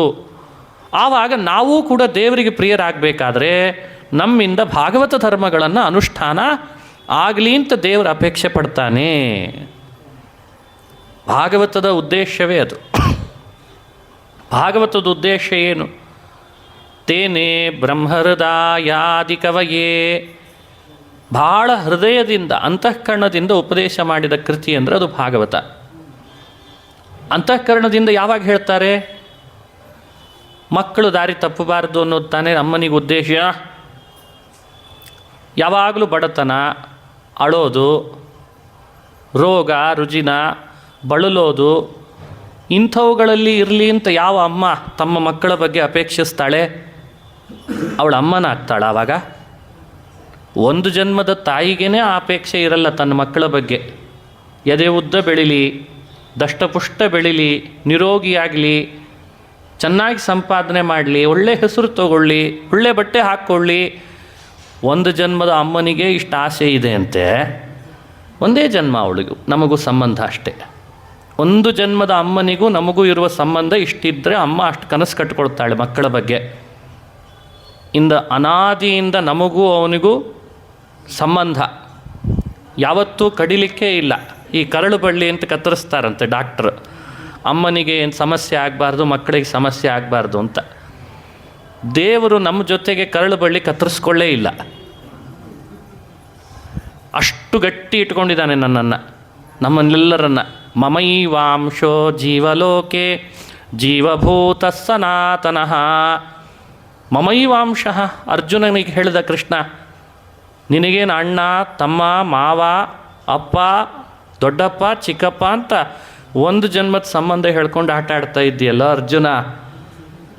ಎದುರುಗಡೆ ಇದ್ದವರೆಲ್ಲ ನನಗೆ ಅನಾದಿಯಿಂದ ಸಂಬಂಧ ಇದೆ ಗೊತ್ತಾ? ಮಮೈವ ಅಂಶೋ ಜೀವಲೋಕೆ ಜೀವಭೂತ ಸನಾತನ. ಯಾಕಂದರೆ ನಾನು ಅವ್ರ ಜೊತೆಗೆ ಸಂಬಂಧ ಬಿಟ್ಕೊಂಡೇ ಇಲ್ಲ, ಕತ್ತರಿಸ್ಕೊಂಡೇ ಇಲ್ಲ. ಇಷ್ಟು ಭಗವಂತ ತನ್ನ ಮಕ್ಕಳ ಬಗ್ಗೆ ಅಭಿಪ್ರಾಯ ಪಡ್ತಾನೆ. ಪಿತಾಸಿ ಲೋಕಸ್ಯ ಚರಾಚರಸ್ಯ ಅಹಂ ಬೀಜ ಪ್ರದ ಪಿತಾ ಯೋನಃ ಪಿತಾ ಜನಿತಾ ಯೋ ವಿಧಾತ ಅಂತ ವೇದಗಳು ಸಾರಿ ಸಾರಿ ಹೇಳಿದ್ದೇ ನನ್ನ ಭಗವಂತನೇ ತಂದೆ, ಭಗವಂತನೇ ನಮ್ಮೆಲ್ಲರ ತಾಯಿ ಅಂತ. ಆ ತಾಯಿಗೆ ನಮ್ಮ ಬಗ್ಗೆ ಇರುವ ಭಾವ ಏನು? ಅವನು ನಮ್ಮನ್ನು ಪ್ರೀತಿಸೋದು ಅಂದ್ರೆ ಅರ್ಥ ಏನು? ಭಾಗವತ ಧರ್ಮಗಳನ್ನು ಆಚರಣೆ ಮಾಡಲಿ ಅನ್ನೋದಷ್ಟೇ, ಬೇರೆ ಏನಲ್ಲ. ಅದನ್ನು ವಿವರಣೆ ಮಾಡ್ತಾರೆ. ಭಾಗವತ ಧರ್ಮ ಅಂದರೆ ಏನು? ಯಾವುದನ್ನು ಅಳವಡಿಸ್ಕೊಳ್ಳೋದ್ರಿಂದ ಭಗವಂತನ ಪ್ರೀತಿ ಸಂಪಾದಿಸ್ತೇವೋ ಅದೇ ಭಾಗವತದ ಧರ್ಮ. ಯಾವುದನ್ನು ಅಳವಡಿಸ್ಕೊಳ್ಳೋದ್ರಿಂದ ಪಶು ಪಕ್ಷಿ ಪ್ರಾಣಿ ತಾನು ಅಲ್ಲ ಅಂತ ಬೇರ್ಪಡಿಸಿ ತಿಳಿಲಿಕ್ಕಾಗ್ತದೋ ಅದೇ ಭಾಗವತದ ಧರ್ಮ. ಇದೊಂದು ಎಕ್ಸ್ಟ್ರೀಮ್ ವ್ಯವಸ್ಥೆಯನ್ನು ಚಿಂತನೆ ಮಾಡಿದರೆ ಸಾಕು. ಈಗೆಲ್ಲ ಬೌದ್ಧಿಕ ಒಂದು ದಿವಾಳಿತನ ನಡೆದಿದೆ. ಅಂದರೆ ಧರ್ಮವನ್ನು ಬೇರ್ಪಡಿಸಿ ಮಾನವತೆಯನ್ನು ಬೇರ್ಪಡಿಸುವ ಕುಬುದ್ಧಿಜೀವಿಗಳು ಜಾಸ್ತಿ ಆಗಿದ್ದಾರೆ. ಭಾಗವತವನ್ನು ಅನುಷ್ಠಾನ ಮಾಡಿದಾಗ ಅಥವಾ ಅಧ್ಯಯನ ಮಾಡಿದಾಗ ಅನ್ನಿಸ್ತಾ ಇರೋದೇನು ಅಂದರೆ, ಮಾನವತೆ ಭಾಗವತ ಧರ್ಮಕ್ಕೆ ಬೇರ್ಪಡಿಸ್ಲಿಕ್ಕೆ ಬರ್ತಾ ಇಲ್ಲ. ಅದು ಎರಡೂ ಒಂದೇ. ಮನುಷ್ಯ ಇದನ್ನು ಚೆನ್ನಾಗಿ ಅಧ್ಯಯನ ಮಾಡಿದಾಗ ಅರ್ಥ ಆಗ್ತಾ ಇದೆ. ಅವರು ಹೇಳ್ತಾರೆ, ಸರ್ವತೋ ಮನಸೋ ಸಂಗಂ ಆದೌ ಸಂಗಂಚ ಸಾಧುಷು. ನಿನ್ನ ಬದುಕಿನುದ್ದಕ್ಕೂ ಮೊದಲೊಂದ್ಸಲಿ ಹೇಳಿಬಿಡ್ತೀನಿ, ತುಂಬ ವಿಷಯಗಳಿವೆ. ಎಲ್ಲ ರೀತಿಯಿಂದ ಮಾನಸಿಕ ಸಂಘವನ್ನು ಪರಿತ್ಯಜಿಸು. ಇದು ಮೊದಲನೇ ಭಾಗವತದ ಧರ್ಮ. ಅಸಂಗಂ, ಸರ್ವತಃ ಮನಸಃ ಅಸಂಗಂ, ಇದು ಮೊದಲನೇ ಭಾಗವತದ ಧರ್ಮ. ಭಾಳ ಟೆನ್ಷನ್ನಿಗೆ ಹೋಗಬೇಡ, ಭಾಳ ಯೋಚನೆ ಮಾಡಬೇಡ, ಚಿಂತನೆ ಮಾಡಬೇಡ. ಭಾಳ ಸುಲಭ ಹೇಳ್ಕೊಡ್ತದೆ. ಇದು ಮಾನವತೆ ಅಲ್ವಾ? ಸರ್ವತೋ ಮನಸ್ಸೋ ಅಸಂಗಂ, ಮೊದಲನೇ ಸ್ಟೆಪ್ಪೇ ಇದಂತೆ. ಡಿಟ್ಯಾಚ್ಮೆಂಟ್ ಅಂತ ಇನ್ನೊಂದು ಹೆಸರಿನಲ್ಲಿ ಹೇಳ್ತೇವಲ್ಲ, ಡಿಟ್ಯಾಚ್ಮೆಂಟ್ ಮನುಷ್ಯನನ್ನು ಬಹಳ ಕಾಮಾಗಿಡ್ತದಂತೆ, ಚೆನ್ನಾಗಿಡ್ತದೆ. ಇದರಲ್ಲಿ ದೇವರ ಪ್ರೀತಿ ಅನ್ನೋ ಅಂಶ ಹೆಚ್ಚು ಸೇರಿಸ್ಕೊಂಡ್ರೆ ಸಾಕು, ಅದು ಧರ್ಮವಾಗಿಬಿಡ್ತದೆ ಅಷ್ಟೇ. ಯಾಕೆ ನೀನು ಅಸಂಗದಿಂದ ಇದ್ದಿ? ದೇವರ ಪ್ರೀತಿಗಾಗಿ ಅಂತ ಸೇರಿಸ್ಕೋ ಸಾಕು. ಆ ದೇವರ ಪ್ರೀತಿಯನ್ನು ಅಂಶ ಸೇರದೆ ಹೋದರೆ ಅದು ಧರ್ಮ ಆಗಲ್ಲ. ಅದಕ್ಕೆ ಇನ್ನೇನಾದರೂ ಹೆಸರು ಕೊಟ್ಕೋ. ಅದನ್ನು ದಾಸರೆಲ್ಲ ಆ ಕಾಲದಲ್ಲಿ ಹಂಗಿಸಿ ಪ್ರಾಣಿಗಳ ಉದಾಹರಣೆಗಳನ್ನು ಕೊಟ್ಟು ದೇವರ ಪ್ರೀತಿಯನ್ನು ನೆನಪಿಸಿಕೊಡ್ತಾ ಇದ್ರಂತೆ. ಸ್ನಾನ ಮಾಡಬೇಡ ಅಂತ ಹೇಳಲಿಲ್ಲ, ಉಪವಾಸ ಇರಬೇಡ ಅಂತ ಹೇಳಲಿಲ್ಲ, ಸ್ನಾನದ ಹೆಸರಿನಲ್ಲಿ ಬಕಪಕ್ಷಿ ಮಾಡ್ದಂಗೆ ಮಾಡಬೇಡ ಅಂದ್ರೆ ಅದಕ್ಕೆ. ಉಪವಾಸದ ಹೆಸರಿನಲ್ಲಿ, ಧ್ಯಾನದ ಹೆಸರಿನಲ್ಲಿ ಬಕಪಕ್ಷಿ ಆಡ್ದಾಗ ಹಾಡಬೇಡ, ಕಾಗೆ ಆಡ್ದಾಗ ಆಡಬೇಡ ಅಂದ್ರೆ ಅರ್ಥ ಏನು? ಅವು ಎಲ್ಲ ಉಪವಾಸ ಇದ್ದಾವೆ, ಅವು ನೀರಿನಲ್ಲಿ ಮುಳುಗುತ್ತಾವೆ, ಕಪ್ಪೆ ಯಾವಾಗಲೂ ನೀರಿನಲ್ಲೇ ಇರ್ತದೆ. ಅವುಗಳ ಉದಾಹರಣೆ ಯಾಕೆ ಕೊಟ್ಟರು ಅಂದರೆ ಅಲ್ಲೆಲ್ಲೂ ದೇವರ ಪ್ರೀತಿಯನ್ನು ಅಂಶ ಸೇರಿಕೊಂಡಿಲ್ಲ ಅಂತ ನಮಗೆ ಸ್ಪಷ್ಟಪಡಿಸ್ಬೇಕಾಗಿತ್ತು ಅವರು ಅಷ್ಟೇ. ಹಾಗಾಗಿ ಮನುಷ್ಯ ತನ್ನನ್ನು ತಾನು ಹೀಗೆ ಚಿಂತನೆ ಮಾಡಿಕೊಳ್ಳಿ, ಎಲ್ಲ ವಸ್ತುಗಳಿಂದ ಅಸಂಗವನ್ನು ತಾಳಲಿ. ಮನುಷ್ಯನಿಗೆ ಅಸಂಗತೆಗೆ ಅನಿವಾರ್ಯ ಯಾವುದು ಗೊತ್ತೋ? ಅಸಂಗತೆ ಬೇಗ ಬರಲ್ಲ. ಡಿಟ್ಯಾಚ್ಮೆಂಟಿಗೆ ಅನಿವಾರ್ಯ ಅಂಗ ಯಾವುದು? ಎರಡನೇದ್ದು ಹೇಳಿದ್ರಲ್ಲ ಭಾಗವತ ಧರ್ಮ, ಸಾಧುಶುಚ ಸಂಗಮ್ ಅಂತ ಹೇಳಿದ್ರಂತೆ. ಅಂದರೆ ಮನುಷ್ಯ ಈ ಕೂಡಲೇ ಎಲ್ಲದರಿಂದ ಅಸಂಗ ತಾಳ್ತೇನೆ ಅಂದರೆ ಆಗಲ್ಲ. ಆದೌ ಸಂಗಂಚ ಸಾಧುಷು ಅಂತ ವಿವರಣೆ ಕೊಟ್ಟಿದ್ದಾರೆ. ಆ ಸಜ್ಜನರ ಸಂಘ ಮನುಷ್ಯನಿಂದ ಹೆಚ್ಚೆಚ್ಚು ನಡೆದರೆ ಅದು ಭಾಗವತದ ಧರ್ಮ ಅಂತ. ಇವತ್ತು ಭಾಗ್ಯ ಶ್ರೀನಿವಾಸನ ಸನ್ನಿಧಾನ, ನಾವು ನೀವು ಕುಳಿತು ಭಗವಂತನ ಕಥೆ, ದೇವರ ವಾಕ್ಯ ವಚನಗಳನ್ನು ಅಧ್ಯಯನ ಮಾಡ್ತಾ ಒಂದಿಷ್ಟು ಅದರ ಅರ್ಥ ತಿಳ್ಕೊಳ್ಳುವಂಥ ಭಾಗ್ಯ ಬಂತಲ್ಲ, ಇದೆಲ್ಲ ಸತ್ಸಂಗದಲ್ಲಿ ಪರ್ಯವಸಾನ ಆಗ್ತದೆ. ಇದು ಭಾಗವತದ ಧರ್ಮ. ಇದು ಭಾಗವತ ಧರ್ಮ ಅಲ್ಲ ಅಂದ್ಕೊಳ್ಬಾರ್ದು, ಇದು ಭಾಗವತ ಧರ್ಮವೇ. ಸಂಶಯ ಪಡುವ ಹಾಗಿಲ್ಲ ಈ ವಿಷಯದಲ್ಲಿ. ಬೇಕಂದರೆ ಇದರದ್ದು ವಿವರಣೆಯನ್ನು ಭಗವತ್ಪಾದರು ಮಧ್ವಾಚಾರ್ಯರು ಬಹಳ ಕೊಟ್ಟಿದ್ದಾರೆ. ಮುಂದಿಂದೊಂದು 4 ಹೇಳಿ ಮತ್ತೆ ಹಿಂದೆ ಬರೋಣಂತೆ. 11ನೇ ಸ್ಕಂದ ಹೇಗೆ ಹೇಳಬೇಕು? ಸಿಂಹಾವಲೋಕನ ನ್ಯಾಯದಿಂದ ಹೇಳಬೇಕಂತೆ. ಸಿಂಹಾವಲೋಕನ ನ್ಯಾಯ ಅಂದರೆ ಸಿಂಹದ ಸ್ವಭಾವ ಮುಂದೆ 4 ಹೆಜ್ಜೆ ಇಟ್ಟ ಮೇಲೆ ಹಿಂದೆ ಯಾರಾದರೂ ಬಂದ್ರ ಅಂತ ನೋಡ್ತದಂತೆ. ಮತ್ತೆ 4 ಹೆಜ್ಜೆ, ಮತ್ತೆ ಹಿಂದೆ ತಿರುಗಿ ನೋಡ್ತದೆ, ಮತ್ತೆ 4 ಹೆಜ್ಜೆ. ಇದು ಸಿಂಹನಡಿಗೆ. ಅದಕ್ಕೆ ಸಿಂಹಾವಲೋಕನ ನ್ಯಾಯ ಅಂತ ನಮ್ಮಲ್ಲಿ ಪ್ರಸಿದ್ಧ. ಭಾಗವತ 11ನೇ ಸ್ಕಂದ ಹೇಗೆ ಚಿಂತನೆ ಮಾಡಬೇಕು ಅಂದರೆ ಮುಂದೆ ಹೋಗಬೇಕು ಮತ್ತು ಹಿಂದೆ ತಿರುಗಬೇಕು, ಮುಂದೆ ಹೋಗಬೇಕು ಹಿಂದೆ ತಿರುಗಬೇಕು. ಮಂಡೂಕ ಪ್ಲುಕ್ತದಂತೆ ಹೇಳಿಬಿಟ್ರೆ ಎಲ್ಲ ಎಡವಟ್ಟಾಗ್ತದೆ. ಮಂಡೂಕ ಪ್ಲುಕ್ತ ಅಂದರೆ ಗೊತ್ತಿರಬೇಕು ನಮಗೆ. ಈ ಕಪ್ಪೆ ಹಾರಬೇಕು ಅಂತ ಅಪೇಕ್ಷಿಸ್ತದಲ್ಲ, ಮಧ್ಯದಲ್ಲಿರೋ ವಿಷಯಗಳನ್ನು ನೋಡಲ್ಲ, ಸರ ಹಾರ್ಕೊಂಡು ಮುಂದೆ ಹೋಗಿಬಿಡ್ತದೆ. ಈಗಿನ ಪುರಾಣಗಳು ಹಾಗೇ ಆಗಿದ್ದಾವೆ. ಈಗಿನ ಪುರಾಣಗಳೇನಾಗಿದ್ದಾವೆ ಸಮಸ್ಯೆ, ಭಾಗವತಗಳೇನಾಗ್ತು, ಮಂಡೂಕ ಪ್ಲುತಿ ಅಂದರೆ ಅಲ್ಲೊಂದು ವಿಷಯ ಬಂದಿದೆ, ಅದು ಅವನಿಗೂ ಅರ್ಥ ಆಗಿಲ್ಲ. ಹೇಳಿದರೆ ಒಂದು ವೇಳೆ ಕೇಳೋರು ಅದನ್ನು ತಗೊಳ್ಳುವಷ್ಟು ಮನಸ್ಥಿತಿಯವರು ಇಲ್ಲ. ಅದಕ್ಕೆ ಆ ವಿಷಯವನ್ನು ಆತ ಏನು ಮಾಡ್ತಾನೆ, ಸ್ಕಿಪ್ ಅಂತ ಹೆಸರಿದೆ ಅಲ್ವಾ, ಸ್ಕಿಪ್ ಮಾಡಿ ಮುಂದೆ ಹಾರಿಬಿಡ್ತಾನೆ. ಆವಾಗ ಅದು ಭಾಗವತ ಆಗಲ್ಲ. ಮಂಡೂಕ ಪ್ಲುತಿ ಮನುಷ್ಯನಿಗೆ ವಿಷಯದಿಂದ ದೂರ ಮಾಡ್ತದೆ. ಎಷ್ಟೋ ವಿಷಯಗಳನ್ನು ತಿಳಿಯದೇ ಇರೋ ಹಾಗೆ ಮಾಡ್ತದೆ. ಹಾಗೆ ಮಾಡೋ ಹಾಗಿಲ್ಲ. ಸಂಗಂಚ ಸಾಧುಷು, ಮನುಷ್ಯ ಸಾಧು ಸಂಘವನ್ನು ಮಾಡಬೇಕು, ಅದು ದೇವರ ಪ್ರೀತಿಗಾಗಿ ಸಮಯ ಮೀಸಲಿಡಬೇಕು ಅದಕ್ಕೆ ಅಂತಂದರೆ ಅದು ಭಾಗವತದ ಧರ್ಮ. ಮುಂದೆ ಏನು ಹೇಳ್ತಾರೆ? ದಯಾ, ಮೈತ್ರಿ, ಪ್ರಶ್ರಯ, ಭೂತೇಶು ಅದ್ದ ಯಥಾ ಉಚಿತಂ. ಇದೊಂದು ಭಾಗವತದ ಧರ್ಮ. ಒಂದಿಷ್ಟು ವಸ್ತುಗಳ ಮೇಲೆ, ಒಂದಿಷ್ಟು ಪ್ರಾಣಿಗಳ ಮೇಲೆ ಮನುಷ್ಯ ದಯೆ ತೋರಲೇಬೇಕಂತ. ಅದೇ ಭಾಗವತದ ಧರ್ಮ. ಎಲ್ಲ ವಸ್ತುಗಳಲ್ಲಿ ದಯೆ ಅಲ್ಲ, ಬೌದ್ಧಿಕ ಆಲೋಚನೆಗೆ ಬಿಡ್ತದೆ ಭಾಗವತ. ಯಥೋಚಿತಂ ದಯಾ, ಯಥೋಚಿತಂ ಮೈತ್ರಿ, ಯಥೋಚಿತಂ ಪ್ರಶ್ರಯಂಚ. ಇದನ್ನು ಅನುಗುಣವಾಗಿ ನಡೆಸ್ಕೋ. ಎಲ್ಲಿ ದಯೆ ತೋರಬೇಕೋ ಅಲ್ಲೇ ದಯೆ ತೋರಬೇಕು. ಯಾಕೆ ತೋರಬೇಕು ಅಂತ ಮತ್ತೆ ಪ್ರಶ್ನೆ ಮಾಡಬೇಡ. ಅದು ಭಾಗವತದ ಧರ್ಮ ಅಂತ ದಯೆ ತೋರೋ, ದೇವರು ನಿನಗೆ ಪ್ರೀತನಾಗ್ತಾನೆ.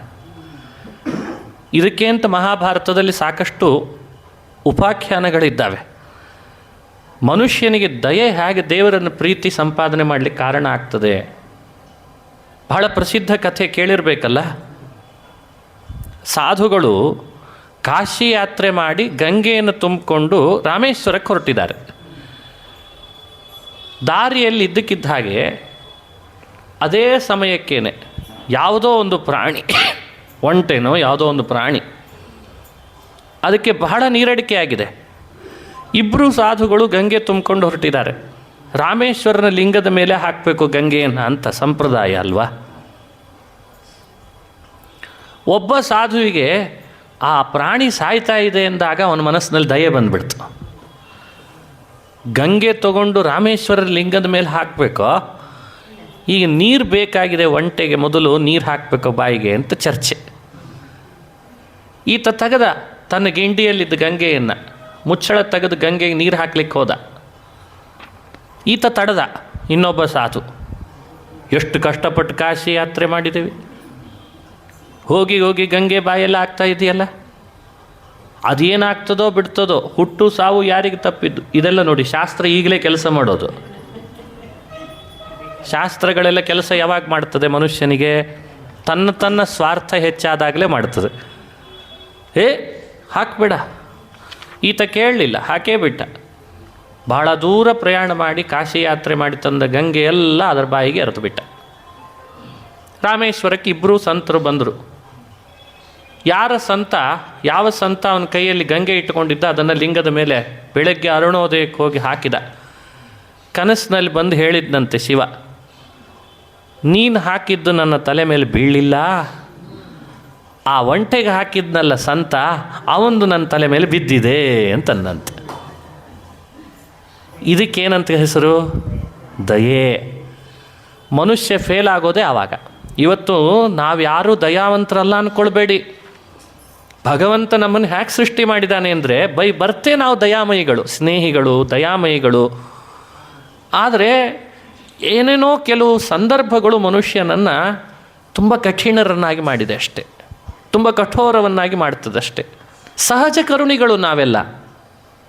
ಅದು ಎಲ್ಲಿ ಮೈ ಮರ್ತಿದ್ದೇವೋ ಗೊತ್ತಿಲ್ಲ. ಅದೇನು ಮೊಬೈಲ್ ನೋಡಿ ಹಿಂಗಾದ್ವೋ, ಟಿ ವಿ ನೋಡಿ ಹಿಂಗಾದ್ವೋ ಅಂತ ಚರ್ಚೆ ಬೇರೆ. ಇನ್ನೊಬ್ಬರ ಹಸಿವು ನಮಗೆ ಅರ್ಥ ಆಗಲ್ವೇ? ಸ್ಪಂದನೆ ಇದೆ ಅಲ್ವೇ? ಪ್ರಾಣಿ ಪಶು ಪಕ್ಷಿಗಳ ಬಗ್ಗೆ ಎಲ್ಲ ಗೊತ್ತಿದೆ. ಇದನ್ನೇ ಭಾಗವತ ನಮ್ಮಿಂದ ನಿರೀಕ್ಷೆ ಮಾಡ್ತದೆ. ನಿನ್ನ ಬದುಕಿನುದ್ದಕ್ಕೂ ನೀನು ನಿನ್ನ ಎದುರುಗಡೆಗೆ ಬಂದಂತಹ ವ್ಯಕ್ತಿಗಳಿಗೆ ಎಲ್ಲಿ ದಯೆ ತೋರ್ತಿ, ಎಲ್ಲಿ ಮೈತ್ರಿ ತೋರ್ತಿ, ಎಲ್ಲಿ ಪ್ರಶ್ರಯ ತೋರ್ತಿ, ಅದನ್ನು ನಾನು ಪರೀಕ್ಷೆ ಮಾಡ್ತೇನೆ. ಅದು ನನ್ನ ಪ್ರೀತಿಗಾಗಿ ಅಂತ ಮಾಡು, ಅದು ಭಾಗವತದ ಧರ್ಮ ಅಂತ ಹೇಳ್ದ. ಹೀಗೆ ಶೌಚಂ ತಪಃ ತಿತಿಕ್ಷಾಂ, ಮನುಷ್ಯನಿಗೆ ಆಭ್ಯಂತರ ಶೌಚವು ಒಂದು ಭಾಗವತದ ಧರ್ಮ. ಹಾಗೆ ತಪಸ್ಸು ತಿತಿಕ್ಷ ಇದು ಭಾಗವತದ ಧರ್ಮ ಅಂತ ಹೇಳ್ದ. ತಿತಿಕ್ಷೆ ಅಂದರೆ ಏನು? ಸಹಿಸಿಕೊಳ್ಳೋದೇ ಭಾಗವತದ ಧರ್ಮ ಅಂತ. ಸಹನಶೀಲತೆ ಅಂದರೆ ಚಿಂತನೆಗೆ ಬರಬೇಕಾದ ಅಂಶ. ಮನುಷ್ಯನಿಗೆ ಲಾಭಾಲಾಭಗಳು, ಸುಖ ದುಃಖಗಳು, ಜಯ ಅಪಜಯಗಳು ಎರಡೂ ಒದಗ್ತದೆ ಆಗಾಗ. ಅದನ್ನು ಅವನು ಆ್ಯಕ್ಸೆಪ್ಟ್ ಹೇಗೆ ಮಾಡಿಕೊಳ್ಬೇಕು? ಅದನ್ನೇ ವಿಶೇಷ. ಮನುಷ್ಯನಿಗೆ ಸೋಲು ಬಂದಾಗ ಎಷ್ಟು ಆ ಮನಸ್ಥಿತಿಯಲ್ಲಿ ಇರ್ತದೆ, ಒಂದೇ ಥರ ಸೋಲನ್ನು ಅಂದರೆ ಗೆಲುವು ಬಂದಾಗ ಯಾವ ಮನಸ್ಥಿತಿ ಇರ್ತದೆ, ಸೋಲನ್ನು ಹಾಗೇ ಅವನು ಆ್ಯಕ್ಸೆಪ್ಟ್ ಮಾಡ್ಕೊಳ್ಬೇಕಂತ. ಎರಡೂ ವೈಷಯಿಕ ಆದ್ದರಿಂದ ಅಂತ ಹಿರಿಯರು ಹೇಳ್ತಾರೆ, ಅರಣ್ಯಕಾಚಾರ್ಯರು. ಅದೇ ತಿತಿಕ್ಷಾ ಅಂದರೆ. ಎರಡರಲ್ಲೂ ಉನ್ನಾಹ ಬೇಡ. ಇದು ಒಂದು ಸ್ವಲ್ಪ ದಿವಸ ಪ್ರಾಕ್ಟೀಸ್ ಮಾಡಬೇಕು ನಾವು. ತಿತಿಕ್ಷೆ ಮನುಷ್ಯನಿಗೆ ಬೇಗ ಬರಲ್ಲ. ಆದರೆ ದೇವರ ಪ್ರೀತಿಗಾಗಿ ಇದನ್ನು ಸಹಿಸಿಕೊಂಡ್ರೆ ಅದರಂಥ ದೊಡ್ಡ ಭಾಗವತದ ಧರ್ಮ ಮತ್ತೊಂದಿಲ್ಲ. ಇದಕ್ಕಾಗಿ ಅಂತ ಮಹಾಭಾರತದಲ್ಲಿ ಎಷ್ಟೋ ಉಪಾಖ್ಯಾನಗಳು ಬರ್ತವೆ. ಧರ್ಮರಾಜನಿಗೆ ರಾಜ್ಯ ಸಿಕ್ಕದ್ದು ಯಾವುದರಿಂದ? ಧರ್ಮರಾಜನಿಗೆ ರಾಜ್ಯ ಸಿಕ್ಕದು ಧರ್ಮದಿಂದ, ಸತ್ಯದಿಂದ, ಪ್ರಾಮಾಣಿಕನಾಗಿದ್ದಾನಾದ್ದರಿಂದ ಅಂತ ಎಲ್ಲವೂ ಕೂಡ ಒಂದೊಂದೊಂದೊಂದು ಇದ್ದಾವಲ್ಲ ಮಹಾಭಾರತದಲ್ಲಿ. ಹೇಳಿದ್ದು ಕೇಳಿದ್ದೇವೆ. ಅದೆಲ್ಲವೂ ಹೇಗೋ ಧರ್ಮರಾಜನಿಗೆ ರಾಜ್ಯ ಸಿಗೋದ್ರ ಹಿಂದೆ ಇರುವಂತಹ ಗುಟ್ಟೇನು ಅಂದರೆ ತಿತಿಕ್ಷೆಯಿಂದ ಅಂತ ಹೇಳಿದ್ದಿದೆ ಅಂತೆ. ಅಂದರೆ ಮನುಷ್ಯ ಸುಖ ದುಃಖಗಳನ್ನು ಎಷ್ಟೆಷ್ಟು ಸಹಿಸ್ಕೊಳ್ತಾನೆ ಅಷ್ಟಷ್ಟು ಅವನು ಎತ್ತರಕ್ಕೆ ಬರಲಿಕ್ಕೆ ಶುರು ಆಗ್ತಾನೆ. ಸಣ್ಣ ಉದಾಹರಣೆ ಕೊಟ್ಟಿರ್ತೇನೆ ಯಾವಾಗಲೂ. ದೇವಸ್ಥಾನದ ಗರ್ಭಗುಡಿಯಲ್ಲಿರೋ ಕಲ್ಲಿಗೂ ಮೆಟ್ಲು ಕಲ್ಲಿಗೂ ಒಂದ್ಸಲಿ ಜಗಳ ಆಯ್ತಂತೆ. ನೀನು ಕಲ್ಲು ನಾನು ಕಲ್ಲು, ನಿನ್ನ ಮಾತ್ರ ಯಾರೂ ನಮಸ್ಕಾರ ಮಾಡಲ್ಲ, ನನ್ನೆಲ್ಲರೂ ನಮಸ್ಕಾರ ಮಾಡ್ತಾರೆ ಅಂತ ಗರ್ಭಗುಡಿ ಕಲ್ಲು ಹೇಳ್ತಂತೆ. ಇದಕ್ಕೆ ಸಿಟ್ಟು ಬಂತು. ನಾನು ಕಲ್ಲು ನೀನು ಕಲ್ಲು, ನನ್ನ ಎಲ್ಲರೂ ಕಾಲಿನಿಂದ ತುಳಿತಾರೆ, ನಿನ್ನ ಮಾತ್ರ ಯಾಕೆ ಎಲ್ಲರೂ ಕೂಡ ತಲೆ ಬಾಗ್ತಾರೆ, ನಮಸ್ಕಾರ ಮಾಡ್ತಾರೆ, ಕಲಶಾಭಿಷೇಕ ಮಾಡ್ತಾರೆ, ಪಂಚಾಮೃತ ಮಾಡ್ತಾರೆ. ಏನಿದ್ರದ್ದು ಕಾರಣ? ತಿತಿಕ್ಷೆ ಅಂತ ಹೇಳ್ತು. ತಿತಿಕ್ಷೆ ಅಂದರೆ ಏನು? ನೀನು ಮೆಟ್ಲು ಕಲ್ಲು, ನಿನಗೆ ಉಳಿ ಪೆಟ್ಟು ಕಡಿಮೆ ಬಿದ್ದಿದೆ. ನಾನು ಗರ್ಭಗುಡಿ ಕಲ್ಲು, ನನಗೆ ಉಳಿ ಪೆಟ್ಟು ಜಾಸ್ತಿ ಬಿದ್ದಿದೆ. ಪೆಟ್ಟು ಜಾಸ್ತಿ ಸಹಿಸ್ಕೊಂಡ್ರೆ ಎಲ್ಲರೂ ತಲೆ ಬಾಗ್ತಾರೆ, ಪೆಟ್ಟು ಕಡಿಮೆ ಬಿದ್ದಿದ್ದಕ್ಕೆ ನಿನಗೆಲ್ಲರೂ ತುಳಿತಾರೆ ಅಂತಂದ್ರಂತೆ. ಇದು ಮನುಷ್ಯ ಅರ್ಥೈಸ್ಕೊಳ್ಬೇಕು. ತಿತಿಕ್ಷಾ ಅನ್ನೋ ಭಾಗವತ ಧರ್ಮದ ರಹಸ್ಯ. ಬದುಕಿನುದ್ದಕ್ಕೂ ಪೆಟ್ಟು ತಿಂದಾಗ ನಾವು ಎಲ್ಲರೂ ತಲೆ ಬಾಗುವ ಸ್ಥಿತಿ ನಮಗೂ ಬಂದೇ ಬರ್ತದೆ. ನೋಡಿ, ಇಲ್ಲಿ ಮಾನವತೆ ಇಲ್ವೇ? ಇದಲ್ವೇ ಭಾಗವತದ ಧರ್ಮ? ಇದರೊಳಗೇನು ವ್ಯತ್ಯಾಸ? ಮಾನವತೆಗಿಂತ ವಿಭಿನ್ನವಾದ ವಿಷಯ ಏನು ಈಗ ಬಂದದ್ದು ನಿಮಗೆ? ಭಗವಂತನ ಪ್ರೀತಿಯನ್ನು ಹೆಚ್ಚಿನ ವಿಷಯವನ್ನು ಅನುಸಂಧಾನಕ್ಕೆ ತರ್ರಿ ಅಂತ ಹೇಳ್ತು. ಹೀಗೆ ಒಂದೊಂದಕ್ಕೂ ಒಂದೊಂದು ಕಥೆಗಳಿವೆ, ಆಖ್ಯಾಯಿಕೆಗಳಿದೆ. ಅದನ್ನು ಅಪ್ಲೈ ಮಾಡಿಕೊಂಡು ಈ ಕಥೆಗಳನ್ನು ಅಳವಡಿಸ್ಕೊಂಡು ಈ ಧರ್ಮವನ್ನು ನಮ್ಮಿಂದ ಅನುಷ್ಠಾನಕ್ಕೆ ತರೋ ಹಾಗೆ ಮಾಡಿಕೊಂಡ್ರೆ ನಾವು ಎಷ್ಟು ಎತ್ತರಕ್ಕೆ ಹೋಗ್ಬೋದು. ಇದನ್ನು ಪ್ರಹ್ಲಾದ, ಅಕ್ರೂರ, ಉದ್ಧವ, ಧ್ರುವ, ಈ ಎಲ್ಲ ಭಾಗವತದ ಪ್ರತಿಯೊಬ್ಬ ಪಾತ್ರಧಾರಿಗಳು ಯಾರೆಲ್ಲ ಇದ್ದಾರೆ ವ್ಯಕ್ತಿ, ಅವರೆಲ್ಲ ಇದನ್ನು ಅನುಷ್ಠಾನಕ್ಕೆ ತಂದಿದ್ದಾರೆ. ಅದಕ್ಕೆ ಭಗವಂತ ಅವರಿಗೆ ಪ್ರೀತನಾದ. ಇದು 11ನೇ ಸ್ಕಂದದಲ್ಲಿ ಹೇಳ್ತಾ ಇರೋ ಸಾರ. ಇನ್ನು ಬ್ರಹ್ಮಚರ್ಯ, 8 ತರಹ ಬ್ರಹ್ಮಚರ್ಯ. ಸಾರೋದ್ಧಾರಕಾರರ ದೃಷ್ಟಿನೂ ಹೌದು. ಯೋಗಶಾಸ್ತ್ರದಲ್ಲಿ ಹೇಳಿದ ಬ್ರಹ್ಮಚರ್ಯ ಪತಂಜಲಿಗಳು 8 ಥರ ಅಂತ ಹೇಳ್ತಾರೆ. ಅಹಿಂಸಾ, ಸಮತ್ವ, ದ್ವಂದ್ವ ಸಂಜ್ಞೆಯೋ, ತಿತಿಕ್ಷಾ ಬೇರೆ, ದ್ವಂದ್ವ ಸಂಜ್ಞೆಯೋ ಸಮತ್ವ ಬೇರೆ. ಇವನ್ನ ವಿವರಣೆ ಕೊಡುವಾಗ ಭಗವತ್ಪಾದರು, ಆನಂದ ತೀರ್ಥ ಭಗವತ್ಪಾದರು ಮೊದಲು ಹೇಳುವಾಗ ಸಂಗಂಚ ಸಾಧುಷು ಆದೌ ಅಂತ ಹೇಳಿದ್ರಲ್ಲ, ಅದು ಎಲ್ಲದಕ್ಕೂ ಮೂಲ ಬೇರಂತೆ. ಅಂದರೆ ಇವೆಲ್ಲ ಏನು ಮುಂದೆ ಕೊಡ್ತಾ ಇರುವ ಔಷಧಿಗಳಿವೆ, ಇದ್ರದ್ದು ವಿವೇಕ ನಮಗಿರಲ್ಲ. ಹೇಗೆ ಮಾಡಬೇಕು ಇದ್ರದ್ದು ಗೈಡೆನ್ಸ್ ಇರಲ್ಲ. ಇದ್ರದ್ದು ಎಲ್ಲ ಗೈಡೆನ್ಸ್ ಯಾರು ಕೊಡ್ತಾರೆ ಅಂದರೆ ಸಜ್ಜನರು ಕೊಡ್ತಾರಂತೆ. ಯಾವುದನ್ನು ಎಷ್ಟರ ಮಟ್ಟಿಗೆ ತೊಗೊಳ್ಬೇಕು ಔಷಧಿ ಅಂತ ಯಾರು ಹೇಳ್ತಾರೆ? ಬೆಳಗ್ಗೆ ತೊಗೊಳ್ಬೇಕು, ಸಾಯಂಕಾಲ ತೊಗೊಳ್ಬೇಕು, ಅದನ್ನು ವೈದ್ಯರು ಹೇಳ್ತಾರೆ. ಹಾಗೆ ಸಜ್ಜನರ ಜೊತೆಯಲ್ಲಿ ಇರೋಣದ್ರಿಂದ ಈಗ ಬ್ರಹ್ಮಚರ್ಯ ಅನ್ನೋ ಒಂದು ಭಾಗವತದ ಧರ್ಮ ಬಂತು. ಆಗ ತಾನೇ ವಿವಾಹ ಮಾಡ್ಕೊಂಡಿದ್ದಾನೆ. ಅವನಿಗೆ ಹೋಗಿ 11ನೇ ಸ್ಕಂದ ಹೇಳಿದೆ, ಬ್ರಹ್ಮಚರ್ಯವನ್ನು ನೀನು ಪಾಲನೆ ಮಾಡಬೇಕು. ಅವನಿಗೆ ಅದು ಭಾಗವತ ಧರ್ಮವಾಗ್ತದಾ? ನೋಡಿ, ಭಾಗವತ ಧರ್ಮದ ಅನಾಲಿಸಿಸ್ ಬಗ್ಗೆ 4 ಮಾತನ್ನು ಹಂಚ್ಕೊಂಡೆ ನಿಮ್ಮ ಜೊತೆಗೆ. ಅರ್ಜುನ ಇದ್ದ, ಅವನು ಒಬ್ಬಳನ್ನೇ ವಿವಾಹ ಮಾಡ್ಕೊಂಡಿದ್ದ ಅಂತಿಲ್ಲ. ಉಲೂಪಿ ಮುಂತಾದ ವಿವಾಹಿತರು ಬೇಕಾದಷ್ಟು ಇದ್ದರು ಅಂತ ಕೇಳ್ತೇವೆ ಮಹಾಭಾರತದಲ್ಲಿ. ಹಾಗಾದರೆ ಅರ್ಜುನ ಬ್ರಹ್ಮಚಾರಿ ಹೌದಾ ಅಲ್ವಾ? ಕೃಷ್ಣ, ಶ್ರೀಕೃಷ್ಣ ವಿವಾಹ ಮಾಡಿಕೊಂಡದ್ದು 16,108. ಕೃಷ್ಣನ ಸ್ತೋತ್ರದಲ್ಲಿ ಅನಾದಿ ಬ್ರಹ್ಮಚಾರಿಣೇ ಅಂತ ಅವನಿಗೆ ಹೇಳ್ತಾರೆ. ಅನಾದಿ ಬ್ರಹ್ಮಚಾರಿ ನೀನು ಅಂತ. ಎಲ್ಲ ಕಡೆಯಲ್ಲಿ ಈ ಚರ್ಚೆ ಶುರು ಆಗ್ತದೆ ಬ್ರಹ್ಮಚರ್ಯ ಬಗ್ಗೆ. ಹಾಗಾಗಿ ಬ್ರಹ್ಮಚರ್ಯ ಅಂತ ಪದ ಮಾತ್ರ ನಿಮ್ಮ ಜೊತೆಯಲ್ಲಿ ಹಂಚಿಕೊಂಡೆ. ಅದರದ್ದು ವಿವರಣೆ ಕೊಡಲಿಕ್ಕೆ ಹೊರಟಾಗಿ ಬೇರೆ ಬೇರೆ ರೀತಿಯಾಗಿ ಯಥಾಯೋಗ್ಯವಾಗಿ ಅನುಸಂಧಾನ ಮಾಡಬೇಕು ಅಂತ ಹೇಳ್ತಾರೆ ಹಿರಿಯರು. ಅಶ್ವತ್ಥಾಮ ವಿವಾಹನೇ ಮಾಡಿಕೊಳ್ಳಿಲ್ಲ. ಇರುವರೆಗೂ ಬ್ರಹ್ಮಚಾರಿಯಾಗಿ ಇದ್ದು ಈಗಲೂ ಇದ್ದಾನಾದ ಕಾರಣ, ಈಗಲೂ ಇದ್ದಾನೆ, ಹಾಗಾಗಿ ಈಗಲೂ ಬ್ರಹ್ಮಚಾರಿಯಾಗಿದ್ದಾನೆ ಅಂತ ತಿಳಿದಿದ್ದೇವೆ. ಭಾಗವತದ ಪ್ರಾರಂಭದ ಸ್ಕಂದದಲ್ಲಿ ಹೇಳ್ತು ಆತ ಬ್ರಹ್ಮಚರ್ಯ ನಶಿಸ್ಕೊಂಡ ಅಂತ ಹೇಳಿಬಿಡ್ತದೆ. ನೋಡಿ, ಹಾಗಾದರೆ ಭಾಗವತದ ಧರ್ಮ ಅವನಿಂದ ಪಾಲನೆ ಆಯಿತೋ ಇಲ್ವೋ? ಈ ಚರ್ಚೆ ಎಲ್ಲ ನಾವು ಮಾಡಬೇಕು.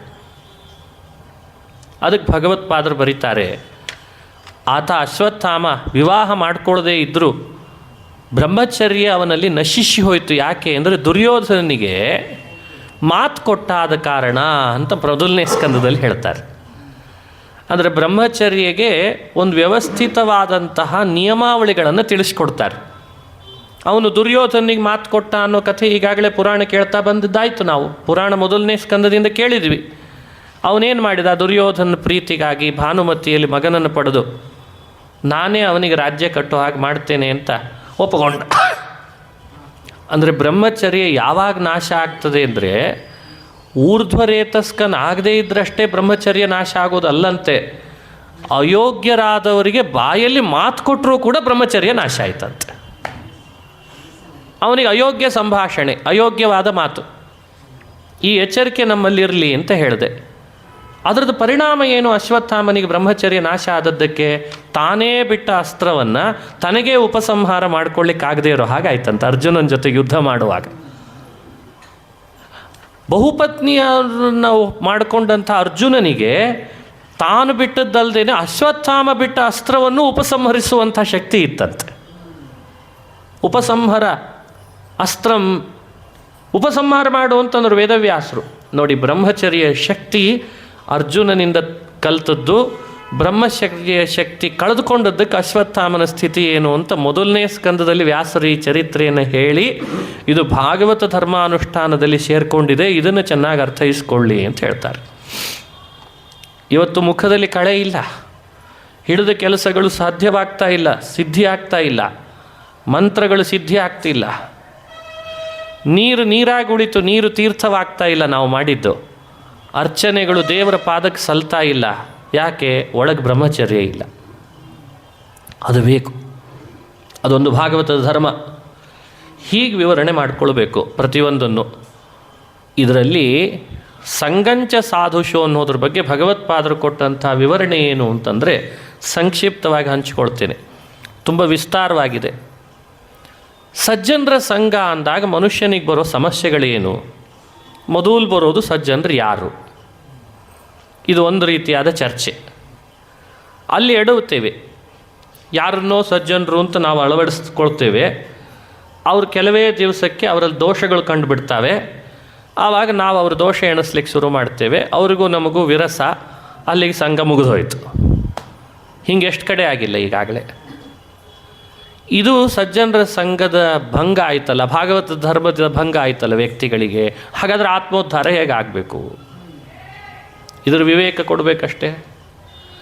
ಭಾಗವತದ 3ನೇ ಸ್ಕಂದದಲ್ಲಿ ಕಪಿಲ ನಾಮಕ ಭಗವಂತ ಸಜ್ಜನರ ಲಕ್ಷಣ ಹೇಳ್ದ ತಮ್ಮಮ್ಮ ದೇವಹೂತಿಗೆ ಹೇಳುವಾಗ.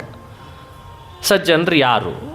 ವಿಮನ್ಯವಃ, ಅಜಾತಶತ್ರವಃ, ಶಾಂತಾಹ ಅಂತ ಸಜ್ಜನರ ಲಕ್ಷಣವನ್ನು ತಿಳಿಸಿದ. ಅದನ್ನು ಮಧ್ವಾಚಾರ್ಯರು ನಿರ್ಮತ್ಸರಾಣಾಂ ಸತಾಂ ವೇದ್ಯಂ ವಾಸ್ತವಮತ್ರ ಅಂತ ಸತಾಂ ಅನ್ನೋ ಮೊದಲನೇ ಸತ್ಶಬ್ದಕ್ಕೆ ವಿವರಣೆ ಕೊಡುವಾಗ ಲಕ್ಷಣಗಳನ್ನು ತಿಳಿಸಿದರು. ಹೇಗಿರಬೇಕು ಸಜ್ಜನರು ಅಂದರೆ? ಅನಿಮಿತ್ತ ಉಪಕಾರಿಗಳೇ ಸಜ್ಜನರು. ನಮ್ಮಿಂದ ಯಾವುದನ್ನು ಬಯಸದೆ ನಮಗವರು ಉಪಕಾರ ಮಾಡ್ತಾ ಇದ್ದಾರೆ ಅಂದರೆ ಸಜ್ಜನರ ಮೊದಲನೇ ಅರ್ಹತೆ ಅಂತದೆ. ಇವನು ಸಜ್ಜನ, ನಮ್ಮಿಂದ ಏನೂ ಬಯಸ್ತಾ ಇಲ್ಲ. ಇದನ್ನು ತಿಳ್ಕೊಳ್ಳೋದೇ ಕಷ್ಟ ಆಗಿದೆ ಈಗ. 2ನೇ ಅಂಶ, ಮೈ ಅನನ್ಯೇನ ಭಾವೇನ ಭಕ್ತಿಂ ಕುರುವಂತಿ ಯೇ ದೃಢಾಂ. ಅನನ್ಯ ಭಾವದಿಂದ ಭಗವಂತನಲ್ಲಿ ಭಕ್ತಿಯನ್ನು ಯಾರು ಮಾಡ್ತಾರೋ ಅವರನ್ನೇನಂತ ತಿಳಿಬೇಕು ಅಂತ ಹೇಳಿದಾನೆ? ಸಜ್ಜನರು. ಶತ್ರುತ್ವ ಬೆಳೆಸ್ಕೊಳ್ಳದೆ ಇರೋರು, ಶಾಂತರಾಗಿರುವವರು, ಇಂದ್ರಿಯಗಳನ್ನು ನಿಗ್ರಹಿಸ್ಕೊಂಡಿರುವವರು, ಹೀಗೆ ಸಜ್ಜನರದ್ದೇ ಆದ ಲಕ್ಷಣಗಳನ್ನು ಭಗವಂತ ಹೇಳ್ದ. ಅದರದ್ದು ನೆಕ್ಸ್ಟ್ ವರ್ಷನ್ನು 11ನೇ ಸ್ಕಂದದಲ್ಲಿ ಬಂತು. ಇಂಥ ಸಜ್ಜನರ ಸಂಘ ಅಂದಾಗ ಆಗಲೇ ಕೇಳಿದ ಪ್ರಶ್ನೆಗೆ ಉತ್ತರ ಸಿಗಲ್ಲ. ಯಾವುದೋ ಒಂದಿಷ್ಟು ದೋಷಗಳು ಕಂಡಾಗ ವಿರಸ ಶುರು ಆಗ್ತದೆ. ಆವಾಗ ಸಜ್ಜನ ಸಂಘ ನಮ್ಮಿಂದ ಕಳೆದು ಹೋಯ್ತಲ್ಲ ಅಂತ ಪ್ರಶ್ನೆ. ಅದಕ್ಕೆ ಮಧ್ವಾಚಾರ್ಯರು ಅಂತಾರೆ, ಸಜ್ಜನರು 3 ತರಹ ಅಂತಾರೆ. ಇದನ್ನು ಯಾರೊಬ್ಬ ವ್ಯಾಖ್ಯಾನಕಾರರು ಭಾಗವತಕ್ಕೆ ಕೊಡಲೇ ಇಲ್ಲ, ಕೇವಲ ಭಗವತ್ಪಾದರು ಮಾತ್ರ ಹೇಳ್ತಾರೆ.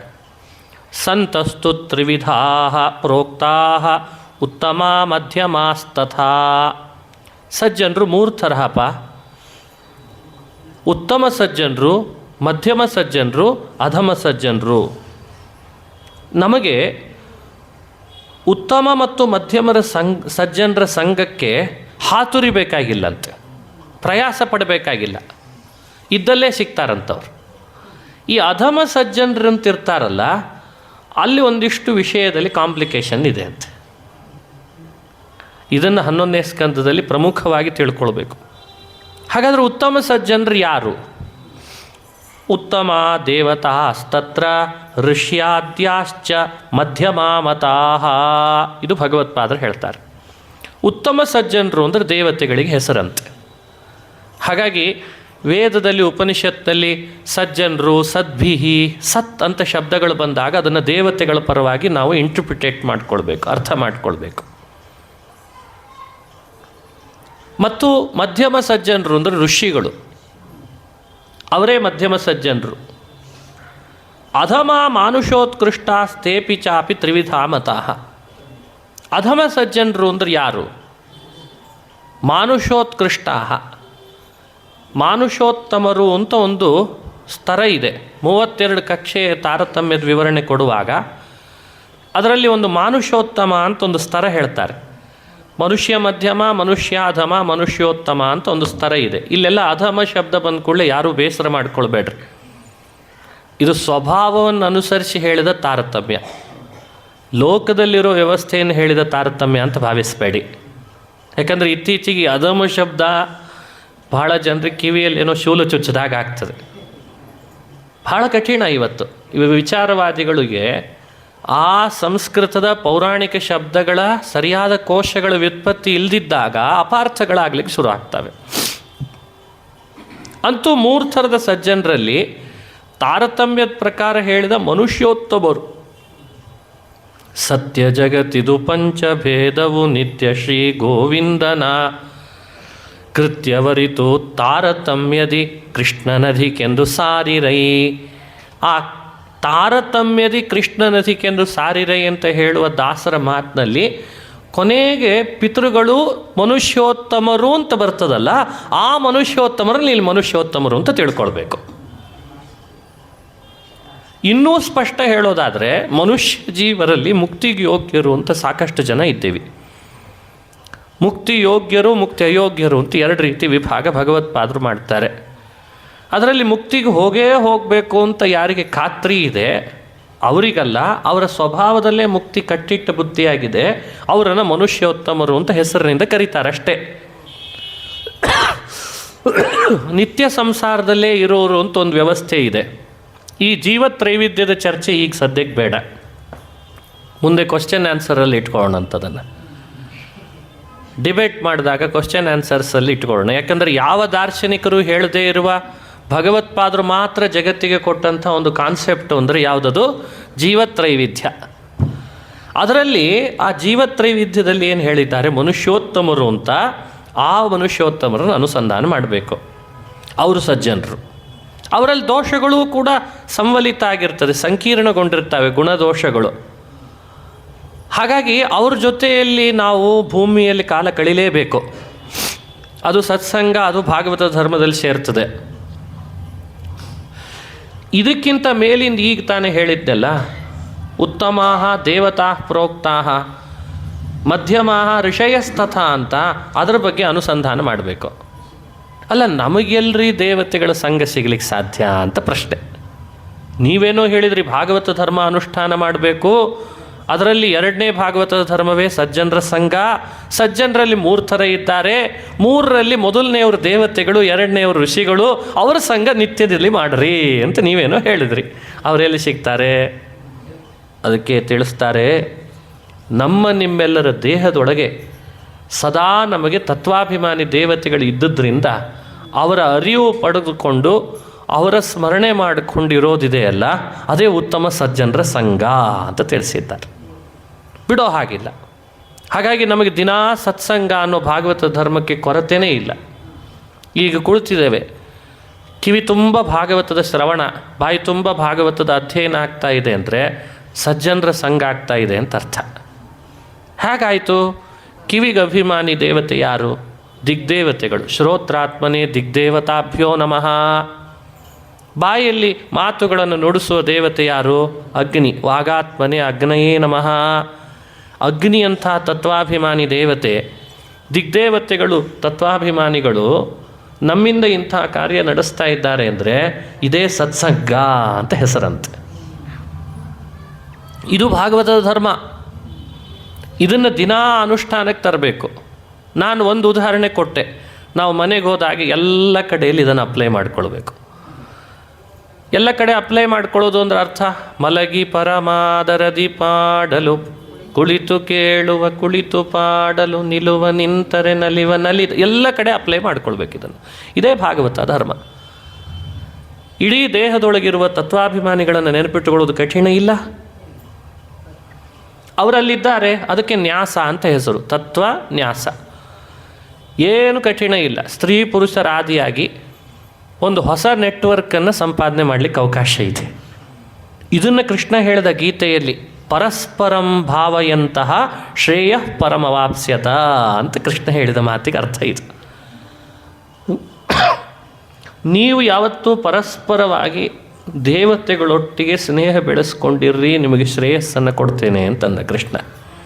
ದೇವತೆಗಳೊಟ್ಟಿಗೆ ಸ್ನೇಹ ಬೆಳೆಸ್ಕೊಂಡಿರೋದು ಅಂದ್ರೆ ಅರ್ಥ ಏನು? ಅವ್ರ ನೆಟ್ವರ್ಕಿಗೆ ಸಿಗಲ್ಲಲ್ಲ. ಅವ್ರ ಮೊಬೈಲ್ ನಂಬರ್ ಗೊತ್ತಾ ನಿಮಗೆ?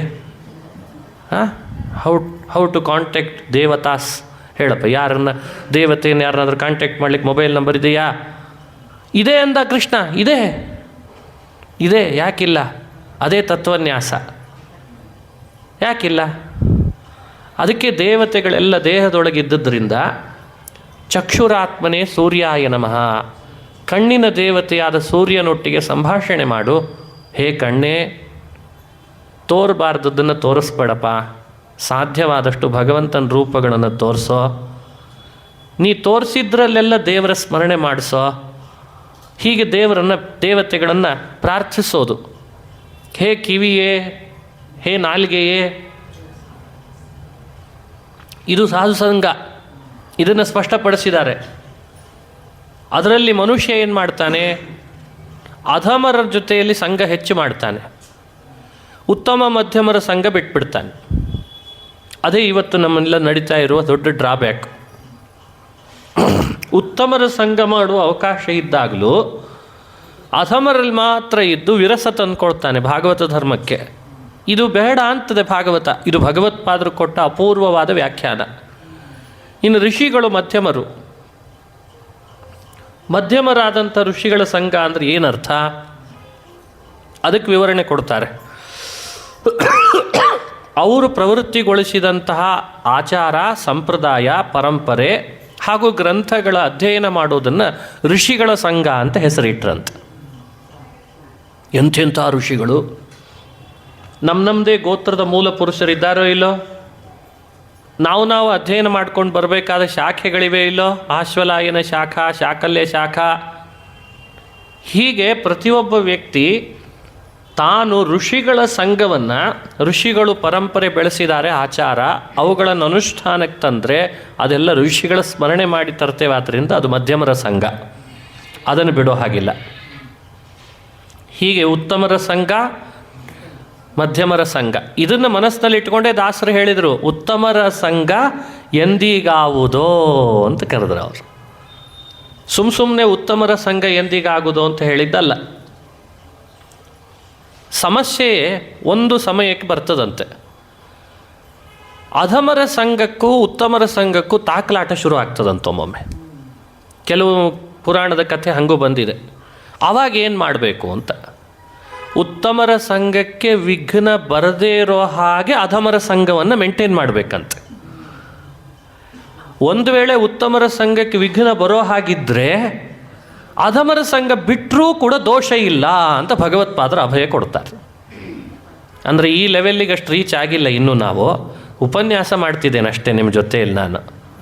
ಆದರೆ ಮನುಷ್ಯ ತನ್ನ ಬದುಕಿನಲ್ಲಿ ಇದನ್ನು ಅನುಭವಿಸ್ತಾನೆ. ಇದಕ್ಕೆ ಉದಾಹರಣೆಗಳನ್ನು ಸ್ಪಷ್ಟವಾಗಿ ಯಾವುದು ಕೂಡ ಸಿಕ್ಕಿಲ್ಲ. ಇದ್ದರೂ ಕೂಡ ಅದನ್ನು ಹೇಳೋದು ಸಮಯ ಅಲ್ಲ, ಸರಿಯಲ್ಲ. ಯಾಕಂದರೆ ಇಲ್ಲೇನಾಗಿದೆ ಗೊತ್ತಾ, ಈ ವಿಷಯಗಳೆಲ್ಲ ಈಗ ನಾವು ಒಂದು ರಭಸದಲ್ಲಿ ಕಥೆ ಹೇಳಿಬಿಡ್ತೀವಿ. ಈಗ ಹಾಗೆ ನಡೆದಿದೆ ಮಹಾಭಾರತ. ಒಂದು ಆ್ಯಂಗಲ್ನಲ್ಲಿ ಒಬ್ಬ ವ್ಯಕ್ತಿ ಭಾರೀ ಕಥೆ ಹೇಳಲಿಕ್ಕೆ ಶುರು ಮಾಡಿರ್ತಾನೆ ಮಹಾಭಾರತವನ್ನು. ಅವನಿಗೆ ಗೊತ್ತಿರಲ್ಲ ನಾನು ಹೇಳ್ತಿರೋ ಕಥೆಯಿಂದ ಕುಂತಿಗೆ ಎಷ್ಟು ಅಪಚಾರ ಆಗ್ತಿದೆ ಅಂತ. ಗಟ್ಟಿ ಗಟ್ಟಿ ಹೇಳ್ತಿರ್ತಾನೆ, ಸ್ಟೇಜನ್ನು ಕುಟ್ಟಿ ಕುಟ್ಟಿ. ಕುಂತಿ ಮೊದಲೇ ಮಕ್ಕಳನ್ನು ಪಡೆದು ಬಿಟ್ಲು, ಮದುವೆ ಆಗಿರಲಿಲ್ಲ, ಕರ್ಣ ಹುಟ್ಟಿ ಬಂದ, ಪಾಂಡವರು ಹುಟ್ಟಿದ್ರು ಅಂತ ಹೀಗೆ ಹೇಳ್ಕೊಂಡು ಹೋಗಿಬಿಡ್ತಾನೆ ರಭಸದಿಂದ. ಆದರೆ ಕುಂತಿಯ ಕ್ಯಾರೆಕ್ಟ್ರಿಗೆ ಏನು ಕೊಟ್ಟ ನ್ಯಾಯ ಅಂತ ಅನ್ನೋದನ್ನು ಅವನಿಗೆ ನೆನಪು ದೇವರು ಕೊಡಲ್ಲ. ಆವಾಗ ವೇದವ್ಯಾಸರು ಅದನ್ನು ಗಮನಿಸ್ತಾರೆ. ನಾನು ಬರೆದ ಮಹಾಭಾರತದ ಬಗ್ಗೆ ಮಾತಾಡುವಾಗ ಸ್ವಲ್ಪ ಎಚ್ಚರಿ ಇರಲಿ ಅಂತಾರೆ ಅವರು. ಯೋಚಿಸ್ಬೇಕಲ್ಲ, ಯಾವ ಪಾತ್ರಗಳು ವೇದವ್ಯಾಸರಿಂದ ಹೊರತುಪಡಿಸಿದ್ದಲ್ಲ ಅವು. ಧೃತರಾಷ್ಟ್ರ ಇರ್ಬೋದು, ಪಾಂಡುರಾಜ ಇರ್ಬೋದು, ಕುಂತಿನೇ ಇರ್ಬೋದು, ಅವರೆಲ್ಲ ನನ್ನ ಲೋಕದಲ್ಲಿದ್ದಾರೆ. ನೀನು ಯಾರು ಅವ್ರ ಕ್ಯಾರೆಕ್ಟ್ರಿಗೆ ಬೆರಳು ಮಾಡಿ ತೋರಿಸ್ಲಿಕ್ಕೆ? ನಿನಗೇನು ಅರ್ಹತೆ ಇದೆ? ನಿನಗೇನು ಅರ್ಹತೆ ಇದೆ? ಅದು ರಾಮಾಯಣನೇ ಇರ್ಬೋದು, ಮಹಾಭಾರತನೇ ಇರ್ಬೋದು. ಜಗತ್ತಿಗೆ ಅವರನ್ನು ಪ್ರೊಡ್ಯೂಸ್ ಮಾಡಿದ್ದೇ ನಾನು. ಯಾಕಂದರೆ ದೇವಲೋಕದಲ್ಲಿದ್ದವ್ರನ್ನ ಒಬ್ಬೊಬ್ರದ್ದು ತಮ್ಮ ಕೆಲಸವನ್ನು ನಿಭಾಯಿಸಲಿಕ್ಕೆ ಅಂತ ಭೂಮಿಗೆ ಕಳಿಸಿ ಅವರನ್ನು ನಾನು ನಿಮಗೆಲ್ಲ ಒಂದು ರೀತಿ ಮೆಸೇಜ್ ಕೊಡಬೇಕು ಅಂತ ಕಳಿಸಿದ್ದೆ ಅಷ್ಟೇ. ನೀನು ತಕ್ಷಣಕ್ಕೆ ಕುಂತಿಯ ಒಂದು ಭಾಗವನ್ನು ಮಾತ್ರ ನೋಡಿ ಅಯ್ಯೋ ಕುಂತಿ ಅಂದುಬಿಟ್ರೆ ಇದು ಸಮಸ್ಯೆ. ಭಾಗವತನೂ ಅಷ್ಟೇ. ಭಾಗವತಾದಿ ಗ್ರಂಥಗಳು ಮನುಷ್ಯ ಈಗ ಅನುಭವಿಸ್ತಾ ಇರುವಂತಹ ಅವನ ಕಷ್ಟ ನಷ್ಟಗಳನ್ನು ಹೊರತುಪಡಿಸಿ ತನ್ನ ಧರ್ಮವನ್ನು ತಲೆ ಮೇಲೆ ಹೇರ್ತದೆ ಅಂತ ಭಾವಿಸಬಾರ್ದು. ಈಗೆಲ್ಲ ಹಾಗೆ ಆಗಿದೆ. ಅದಕ್ಕೆ ಭಾಗವತ ಧರ್ಮವನ್ನು ಮೇಲ್ಮೇಲೆ ಚಿಂತಿಸದೇನೆ ಮಧ್ವಾಚಾರ್ಯರಂಥ ತಾತ್ಪರ್ಯವನ್ನು ಅನುಸಂಧಾನ ಮಾಡಿ ಚಿಂತಿಸಿದಾಗ ಇದು ಎಷ್ಟು ಸಾರ್ವಕಾಲಿಕ ಅನ್ನೋದು ನಮ್ಮ ಮನಸ್ಸಿಗೆ ಬರಲಿಕ್ಕೆ ಶುರು ಆಗ್ತದೆ. ನೋಡಿ, ಅವರು ಸಜ್ಜನರ ಎಕ್ಸ್ಪ್ಲನೇಷನ್ ಕೊಡುವಾಗ ಉತ್ತಮ ಮಧ್ಯಮ ಅಧಮ ಸಜ್ಜನರ ಎಕ್ಸ್ಪ್ಲನೇಷನ್ ಕೊಟ್ಟದ್ರ ಲಾಭ ಏನು ಅಂದರೆ ನಮ್ಮ ಬದುಕಿನುದ್ದಕ್ಕೂ ನಮಗೆ ಉತ್ತಮ ಮಧ್ಯಮರ ಸಂಘ ಇದ್ದೇ ಇದೆ ಅನ್ನೋವಂಥ ಕಾನ್ಫಿಡೆನ್ಸ್ ಕೊಟ್ಬಿಟ್ರು ಅವರು. ಯಾರು ಯಾವ ಕಾರಣಕ್ಕೂ ಕೂಡ ಸತ್ಸಂಗದಿಂದ ದೂರರಾಗಿದ್ದೀರಿ ಅಂತ ಹೆದರಬೇಡಿ. ಲೋಕದಲ್ಲಿ ನೀವು ಬೇರೆ ಬೇರೆ ರೀತಿಯಾದ ಘರ್ಷಣೆಗೆ ಒಳಪಟ್ಟಿರ್ಬೋದು, ಆದರೆ ನಿಮ್ಮೊಳಗಿರುವ ತತ್ವಾಭಿಮಾನಿಗಳಂಥ ಸಜ್ಜನರು ನಿಮ್ಮ ಜೊತೆಗೆ ಯಾವಾಗಲೂ ಇರ್ತಾರೆ. ಇಷ್ಟು ಉದಾರವಾದಂಥ ವ್ಯಾಖ್ಯಾನವನ್ನು ಜಗತ್ತಿನಲ್ಲಿ ಯಾರು ಕೊಡ್ಲಿಕ್ಕೆ ಸಾಧ್ಯ? ಧರ್ಮವು, ದೇವತೆಗಳು, ವೇದ, ಭಾಗವತ, ಪುರಾಣ ಇವು ಯಾವುದು ಮನುಷ್ಯನ ಸಹಜ ಜೀವನದ ಸ್ಥಿತಿಗತಿಗಳಿಗೆ ಏರಿಳಿತ ತರಲಿಕ್ಕಿರುವಂಥವುಗಳು ಅಲ್ಲ. ಇದನ್ನು ಮೊದಲು ಅರ್ಥ ಮಾಡಿಸಿದವರೇ ಮಧ್ವಾಚಾರ್ಯ. ಎಲ್ಲ ಸಹಜ ವ್ಯವಸ್ಥೆಗೆ ಹೇಳ್ತಾರವ್ರು. ಹಾಗಾಗಿ ಸತ್ಸಂಗ ಅಂದ ಕೂಡಲೇ ಅಯ್ಯೋ ನಮಗೆ ಟೈಮೇ ಇಲ್ಲಪ್ಪ, ನಾವು ಅಲ್ಲಿ ತನಕ ಟ್ರಾವೆಲ್ ಮಾಡಬೇಕು, ಅಲ್ಲಿ ಮತ್ತೆ ಟ್ರಾಫಿಕ್ ಜಾಮ್ ಆಗ್ತದೆ, ಸತ್ಸಂಗ ಆಗಲಿಲ್ಲ ನನಗೆ ಅಂತ ಸಮಸ್ಯೆ ಮಾಡ್ಕೊಳ್ಬೇಡ. ನಿನ್ನೊಳಗೇ ಇದ್ದಾನೆ ಸಜ್ಜನ, ಅವರೊಟ್ಟಿಗೆ ಮಾತಾಡಿಸು, ಅವರೊಟ್ಟಿಗೆ ಕಲಿ, ಅವರು ಮಾಡ್ತಿರೋ ಪ್ರೇರಣೆಯ ಹಿನ್ನೆಲೆಯನ್ನು ಅರ್ಥ ಮಾಡ್ಕೊ. ಆವಾಗ ನಿನಗೆ ಉತ್ತಮ ಸಂಘ ಆಯಿತು, ಮಧ್ಯಮರ ಸಂಘ ಆಯಿತು. ಸಾಧ್ಯವಿದ್ದಾಗ ಅಧಮರ ಸಂಘವನ್ನು ಅಳವಡಿಸ್ಕೊ. ಇಲ್ಲವೇ ಇಲ್ಲ ಅಂದಾಗ ಈ ಎರಡು ಸಂಘವನ್ನಂತೂ ಕಡ್ಡಾಯವಾಗಿ ಮಾಡು. ಇದನ್ನು ಭಾಗವತ ಅಪೇಕ್ಷಿಸ್ತದೆ. ಆದೌ ಸಂಗಂಚ ಸಾಧುಷು ಅಂತ ವ್ಯಾಖ್ಯಾನ ಮಾಡಿದ್ದಾರೆ. ನೋಡಿ, ಇವತ್ತು ನಾವು ಇದನ್ನು ತಿಳ್ಕೊಂಡಿದ್ದೇವೆ ಸತ್ಸಂಗ ಅಂದರೆ ಏನು ಅಂತ. ನಾಳೆಯಿಂದ ನಾವು ಪ್ರಾರಂಭ ಮಾಡಲೇಬೇಕು. ತತ್ವಾಭಿಮಾನಿ ದೇವತೆಗಳೇ ಉತ್ತಮ ಸಜ್ಜನರು. ಅವರು ನಮ್ಮ ದೇಹದೊಳಗಿದ್ದಾರೆ. ಅವರೊಟ್ಟಿಗೆ ಕಲಿತು ಅವ್ರು ಮಾಡುವ ಪ್ರೇರಣೆಗಳನ್ನು ತಿಳಿದುಕೊಳ್ಬೇಕಾದದ್ದು ನಮ್ಮ ಕರ್ತವ್ಯವಾಗಿದೆ.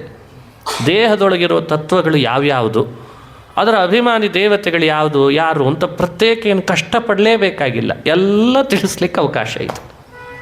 ಹೀಗೆ ಸಜ್ಜನರ ಸಂಘದ 4 ಮಾತನ್ನು ನಿಮ್ಮ ಜೊತೆಯಲ್ಲಿ ಹಂಚಿಕೊಂಡು ಇವತ್ತಿನ ಉಪನ್ಯಾಸವನ್ನು ಮುಕ್ತಾಯ ಮಾಡ್ತೇನೆ. ನಾಳೆ ಸಂಕ್ಷಿಪ್ತವಾಗಿ ಮುಂದಿನ ಜಯಂತಿಯರ ಉಪನ್ಯಾಸವನ್ನು ಮುಕ್ತಾಯ ಮಾಡಿ ಶ್ರೀಕೃಷ್ಣ ಉಪದೇಶ ಮಾಡಿದಂಥ ಉದ್ಧವ ಗೀತೆ, ಅಲ್ಲಿ ಬರುವಂತಹ ಅವಧೂತ ಗೀತೆ ಬಹಳ ವಿಶೇಷ, ಹಾಗೂ ಇನ್ನಿತರ ಕೆಲವು ವಿಷಯಗಳನ್ನು ಪ್ರವೇಶ ಮಾಡೋಣ ಅಂತ ಹೇಳ್ತಾ ಶ್ರೀಕೃಷ್ಣ ಅರ್ಪಣಮಸ್ತು. ಹರಯೇ ನಮಃ.